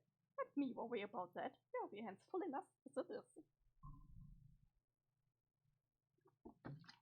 So is that it? Is that the end of the school strategy jam / fun reunion? That's it. That's the whole situation, my whole plan, and everything you need to do. Good luck, everyone. Human, golf clap. Thanks, Pyro. Alright, so what now? Kanaya, I guess we had to. What was it? No, Jade. Like right now, since I guess a clock is ticking. No, Faf. And yes. Right, and we are supposed to go after the condense really soon too, right? Condense, and yes. But not like right away. There are still a couple hours for us to prepare, which we should use to come up with a fighting strategy. Yeah! I wish Jade and Nana could be awake for this. I really want to talk to them. Let them in on all the cool stuff we are about to do. I guess they have to stay asleep for a while, so oh well. Hey Jake, huh? Want to come make plans with us? We can help you figure out how to deal with Robo-Jack and whatever hooligans he's bringing. Oh, yes, thanks John, maybe. Okay, hey Dave, we should probably work out a fighting strategy too. But it sounds like you've got a real nasty one to deal with. Yeah, but what? Don't know, it feels weird to make some battle plans when one of our team members still isn't here. And I think we can at least outline the strategy right, figure out how we'll approach a villain with his particular strengths and weaknesses, and assume our third member will be ready to fight if we tell him to. Yeah, you know, I'm sure if Teen Hardest Rider shows up with a sword and shades and shit and we say, hey dude, look, bad guy, go kill. I'm sure the guy will be not unwilling to oblige. It's just, man, what? It feels wrong, planning around him, like he's a weird hypothetical battle mannequin. From the things I have heard about him, from your own personal mouth, that actually sounds like a pretty apt description to me.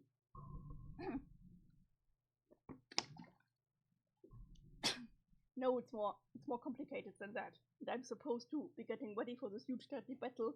It is so much more intense than anything I ever did. Even like 3 years ago, back when I was actually doing adventure shit instead of watching Dane Cook movies. And somehow we all geared up for that, and meet my team bro for the first time. And say, oh there, you are, that's cool, let's fight this random night indestructible asshole and then hack bomb or something.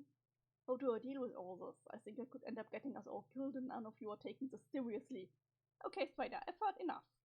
I've been more than patient and more than accommodating, but your hairness regarding your ancestor starting to border pathetic. Hey, why don't you cannon? Carcat, stay out of this. No, I won't. Not if you're going to start thrashing people with respect to their sensitive issues in a manner that is way over the line, as far as the basic ground rules of good-natured shit talking goes. Ground rules on which I happen to be an expert.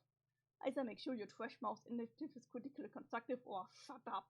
Well, thank you, Carcat. Who said I wasn't being constructive? God, I cut him all the slack in the world on this, but I can see it isn't doing him or any of us any good at all. I can see I'm going to have to expedite matters. Go figure, leave it all to Whisker once again. What the fuck are you even going to do? Shot, she's gaslighting everyone. I told you. I'm expediting matters.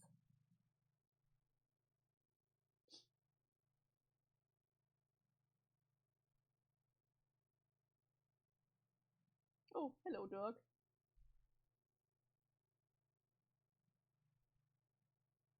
There you go, Strider meets Strider. He's pretty fucked up, but probably a nice guy once you get to know him. What one am I talking about, you ask? Who knows? Feeling awkward yet? Here's an idea. Get the fuck over it. Okay, guys, I'm out of here. I'm not sure I can take another second of this.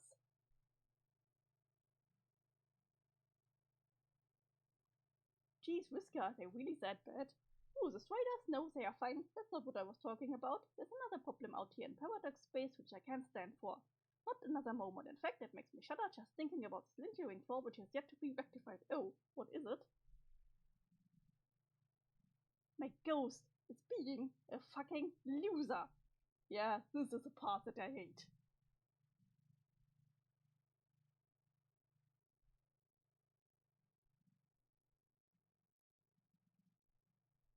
Thanks for giving my voice a break.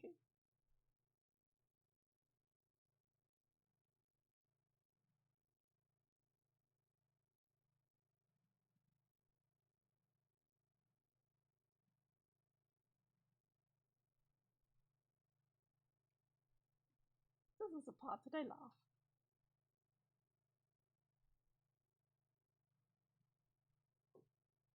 Jane, Kelly, and Jade, welcome back. I hope I don't sound like too much of a dream bubble novice, but now that we've remembered we are asleep, how do we wake up? Good question, I have no idea. I mean, not that I haven't had a wonderful time recording our stories here with you both, but maybe we should return to our friends soon. What if they need our help? Obviously, I have enjoyed your company more than I can say. But you are right, you cannot stay here forever. Your friends need you, so I will wake you up. Wait, you can do that? Wow, okay then I guess that settles that. But before we go, I just want to say, in case we never get another chance to... What the, huh? Something is happening. Huh?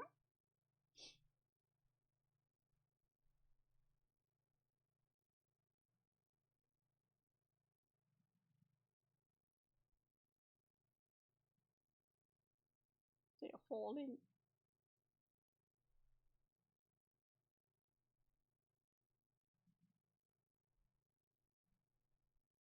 It kinda looks like fun, even though I'm kind of freaked out.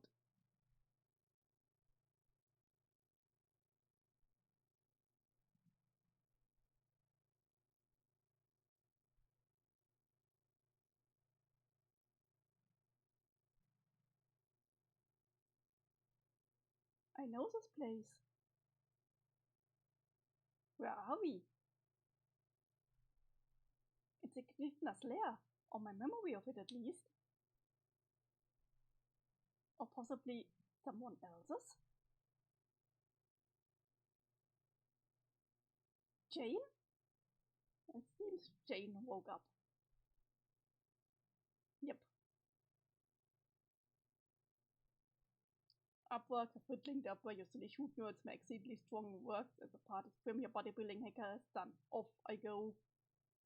Oh, Roxy's so happy. Jane, you're awake! Roxy, you're alive? You are? So are you. You were dead last time I saw you and also before I found you sleeping here, but now you're awake and also alive. Yeah, you were dead too because but now you are. Oh god, Roxy, I'm so sorry. I wasn't thinking straight when. Please forgive me. Oh, Janie, you don't have to worry about whatever sad incidents that thrown about. That's all water under a bridge from a reality I get no recollection of and therefore don't matter at all. Which I mean, this reality here, the reality is still kind of relevant because we're literally inside of it ATM. And I'm new here. I came over to keep being Roxy since the old one died or whatever's too hacker difficult. That is quite an explanation. Geez, I missed you. Come here, you extravagant bitch. Haha, wait, what? Jane's already been through it, yeah. The hug pile doesn't stop from getting taller. Huh? The hug pile, there are more hugs, Rose. I can see the hugs, I don't understand the pile thing. Oh, don't you remember? A funny quote from one of Dave's old comics. Ah yes, vaguely. It's been a long journey, John.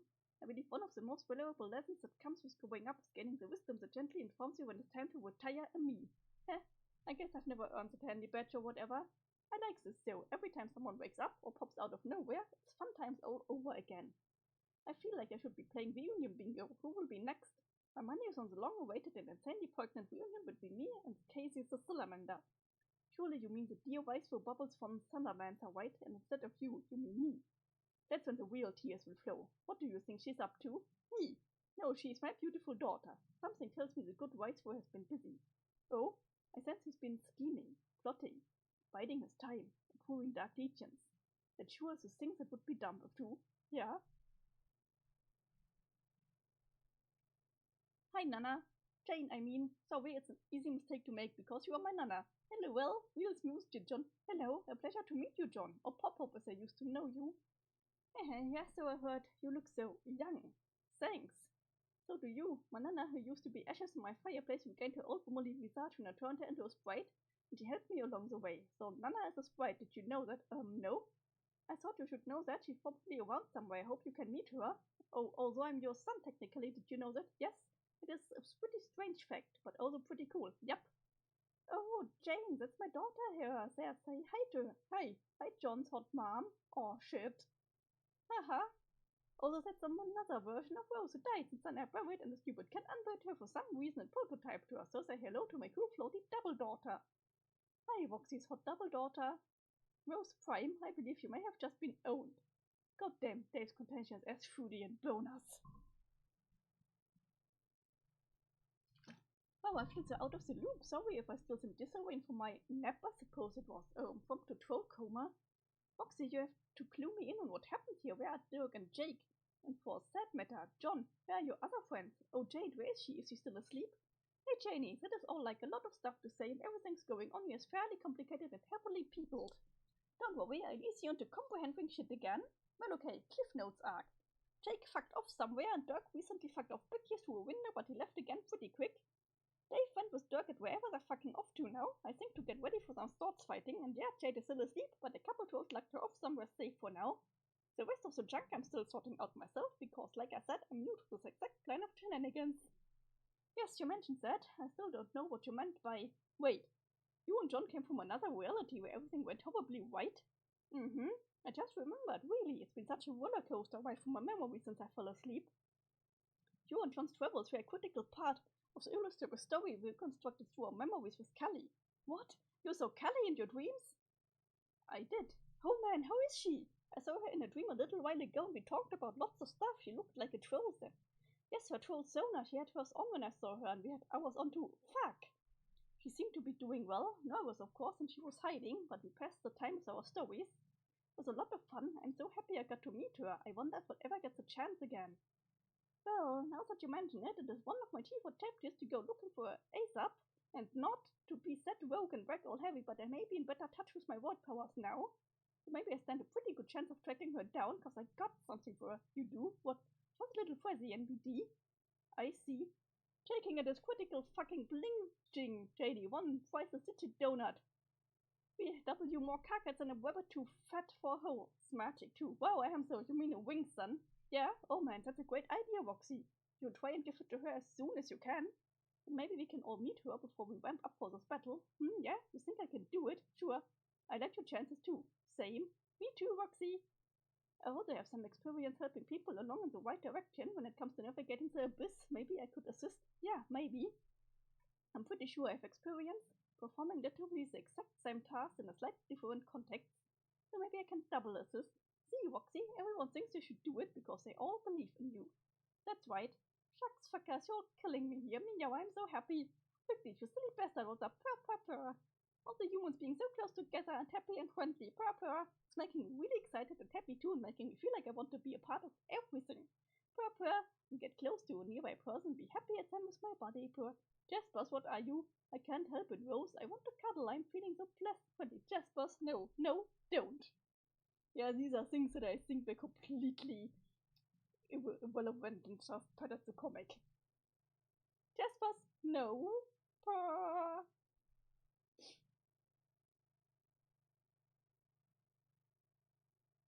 Meow, meow, motherfuckers. Why is everything always so wonderful?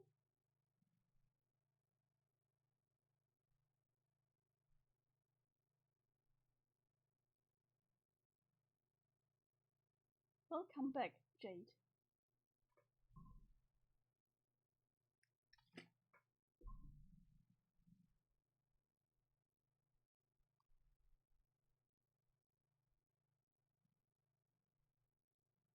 Come toward me. Hey, it's good to see you again. You are kind to believe that. How long has it been? There's no way to measure. Jade, could you wait over here? I will return in a moment.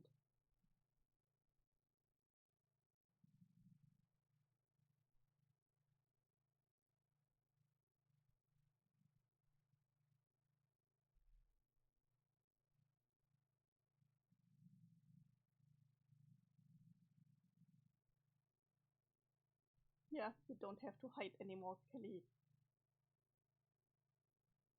Everyone knows how you look like when we are looking at your alternate self. I've been searching for you, so you have, and I've been waiting. What will it be? Pardon? I don't. Forgive my faltering, Miss Calliope. I don't know what to do. Am I supposed to ask you something? No, but you may if you wish. In that case, Jade told me that you enjoy telling stories like me. Is that true? I used to. Long ago, I would tell stories to myself for the sake of amusement. I only tell them to others when it serves a purpose. Is there a story you would like to hear? Possibly. There's so much to wonder. Why are you here? I mean, in the lair of Echidna. This is where I was killed. Would you like to hear that story? My death was the very end, of course. When telling a story of the end, where does one begin? At the true beginning, or one of the many points between disguised as such? In a story of the end, which events preceding the final moment itself shall be considered extraneous. For me, none were. For you, all are. It simply depends how long you are willing to listen, and for how long you have. How long do I have? Now that you are here, not long at all. Oh, I'd want to listen to as much as possible, in whatever amount of time I have, if you please. From the true beginning then, and moving swiftly, I began the same as you, vulnerable, weak, but without the comfort of others to whom those flaws would endear me. So I became strong and killed my brother. I wore him down, I ate his soul, I dressed my words in his blood to hear victory every time I spoke. I consumed his strength too, it was always in me, just as yours was in him, but being strong was not enough. A dead session is an impossible time challenge. The planets detonate sooner and sooner one by one. It is a trial designed to be unwinnable. A muse of space could never solve it, but a lord of time could, with relentless perseverance. It could only be him. My brother? Yes. I was never meant to rise to the place he holds because the game was rigged, tilted in favor of his ex-pack. Having gained immortality, I could sit forever in a spent dead session, or I could seek counsel with the mother of monsters, and that is where you stand in my memory of her lair. Her choice was simple, and I accepted. She mercifully ended my life, then and there. Less mercifully is what came in exchange. My soul would have to wait here for what felt like a very, very long time. Wait for what? You.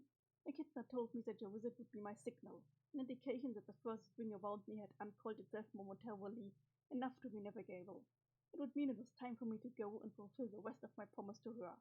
So that is what I will do.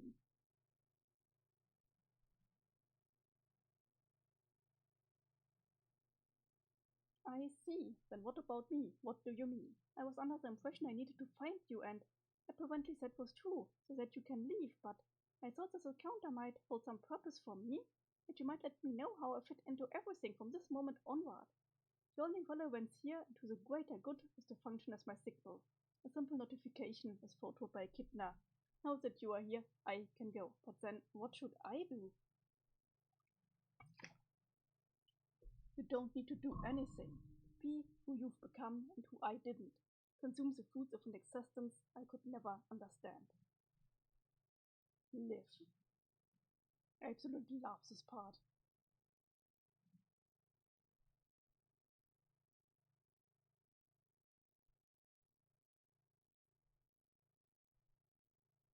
Like, I don't know how he can go from Whisker to being an absolute shithead and bully to everyone to this deepness.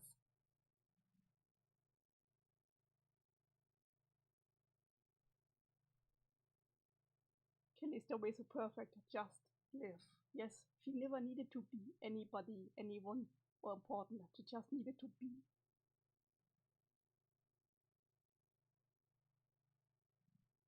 Roxy.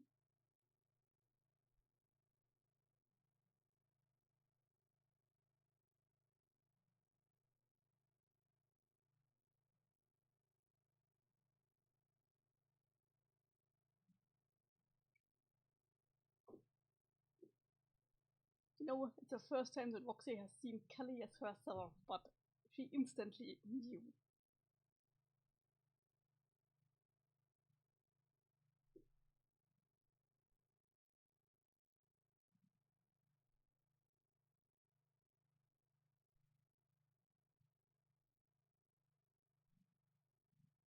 And finally, we see Kelly smile.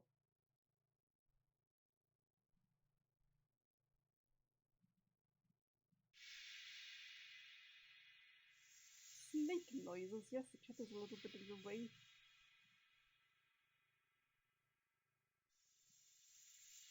Best friends always find each other and they always know. Yeah.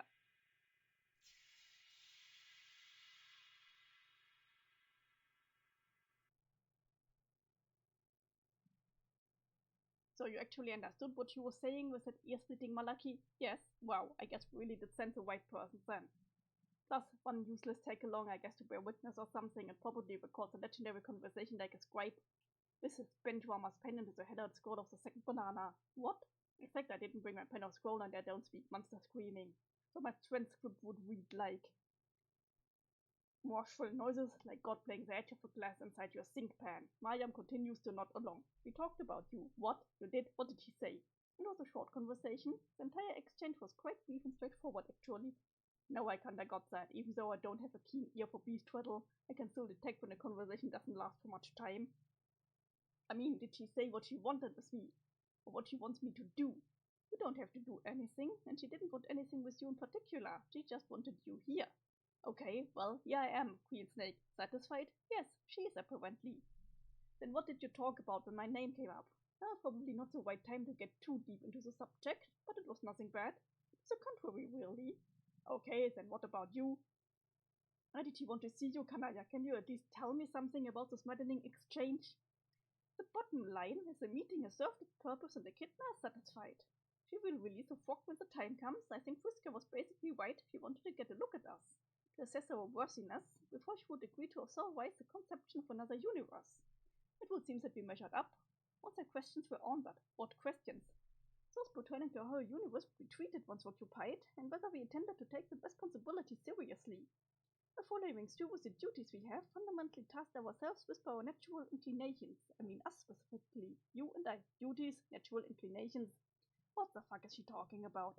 Natural inclinations, I think, just means some idea that is important to us that has threaded its way through every moment and decision of our lives. Even when not apparent, the refrain of our being, maybe you could call it, a thing that attracts and inspires us and simultaneously weighs on us so heavily we are never sure what to do. For me, it is procreation, I believe. And so does she, fighting for the persistence of our people. I guess you could say motherhood? What about me then? I think it is for you to say. I'm not sure it is really. If I'm hearing you right, worthiness of inheriting this universe finishes on whether I can live up to what my shit is about, so to speak. And I don't know what my shit is about. I'd really like to know actually. Considering it sounds like you touched on the subject with her, even if only briefly, then it sounds like a conversation.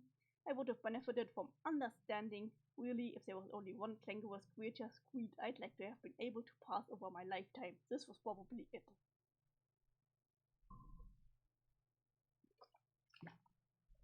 So, you really don't have even the slightest sense of what you stand for? Some concept that speaks to you in some way, or which presents ideas important to you. I don't know, blood? Blood? No, not blood. I mean, not really, maybe. Honestly, I don't even know what that means or why I said it. It's like that it's the easy answer just because it's my fucking aspect. Well, it's a topic I can get behind. Do you have any? What, you mean aside from a shitload of the stuff I carry around in my veins all the time? No, sorry. Oh. Please don't look at my body like that while drooling. Whoops. But really, I don't have a clue what my aspect means or if it even has any substantive correlation with my shit. Whatever Ekina was going on about. Honestly so. When we started playing the game and learning about all the aspect stuff and who was what. I got so excited when I found out about mine. It was like, what? Blood? Fuck yeah, that's me, that's a badass and I'm badass, so yeah, that checks out. Even though the thing about being a badass was bullshit, it still just felt right and I think it still does. That's nice. I think it can only be positive to feel a deep affinity for one's aspect, better than being at odds with it.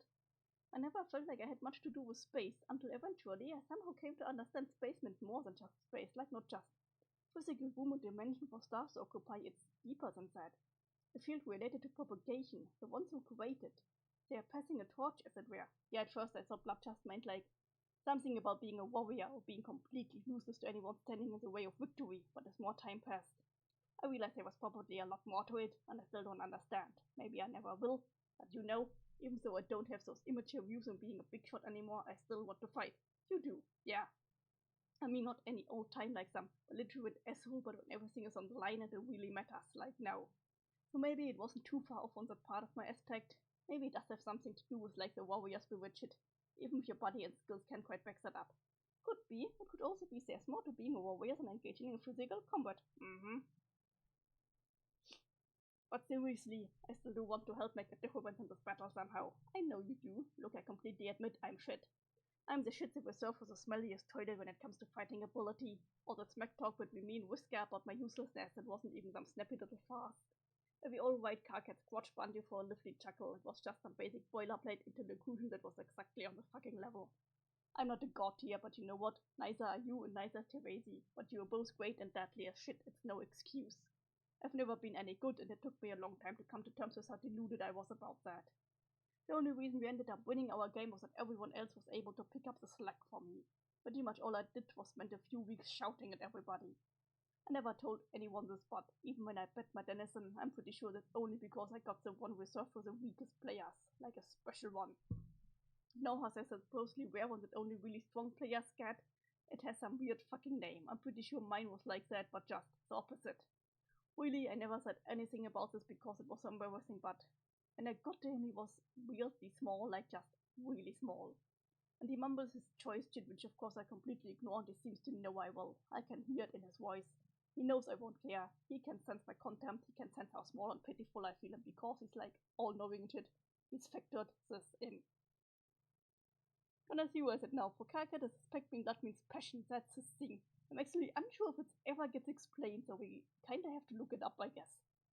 On some level, I think I understood all this and it just made me furious, so I killed him. And it was too easy, even for me, it was easy. I remember thinking, what the fuck after the final blow. So yeah, I've been pretty sure I got the training Denizen ever since. It was just a matter of admitting it to myself, actually as dumb as it sounds. I think I'm still not comfortable with people knowing that fact. It seems it's humiliating. Would you mind not telling anyone, Kanaya? I'll stay quiet.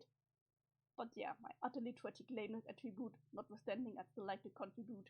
I know it won't count for much, I might even get in the way of somebody competent, but it matters to me to put everything on the line for all the right reasons this time.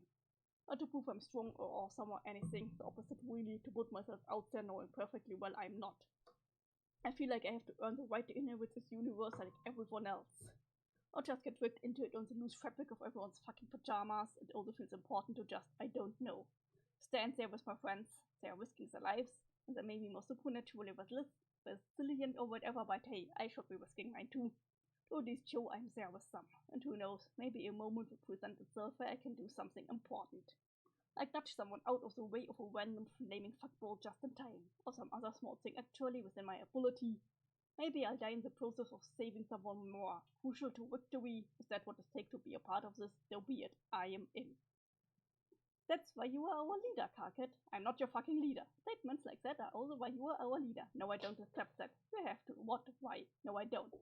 Look, we just established this back on the pad. I'm not a leader anymore. End of story. That isn't what the kidna said. Well, until we do, that's my headcanon. The thing he stands for is passion. Everything he says and does is infused with it. Also whence his knowledge of the Quabans with necessary passion and feelings and character throughout the story. Okay, I accept your headcanon. Okay, this is the last page I will read for today. It was part of the deal. What? What deal? The choice she gave me? It was straightforward, like I said. Seeing us was mostly a formality. She was perfectly willing to release the frog, but there was one small thing I had to agree to first. What? To protect you. Huh? In addition to living up to the things they're supposed to stand for as well. The reception of our people, but once I did that, she made it clear they'd need guidance. She didn't seem happy with the idea of her universe being stricken with another race of lost trolls. Maybe she feels you are the best chance we'd have at preventing that. Are you fucking joking? Not at the moment. Ha ha ha ha ha. These denizens are full of surprises, aren't they? Okay, cool. Whatever you say, Echidna, it's probably a load of shit, but it heals a deal. And this protecting me should be a pretty easy promise to live up to it. I'd hope so. Okay, so this is enough for today. Thank you so much for watching. I hope you have a good day or a good night, and I hope to see you again next week. See you!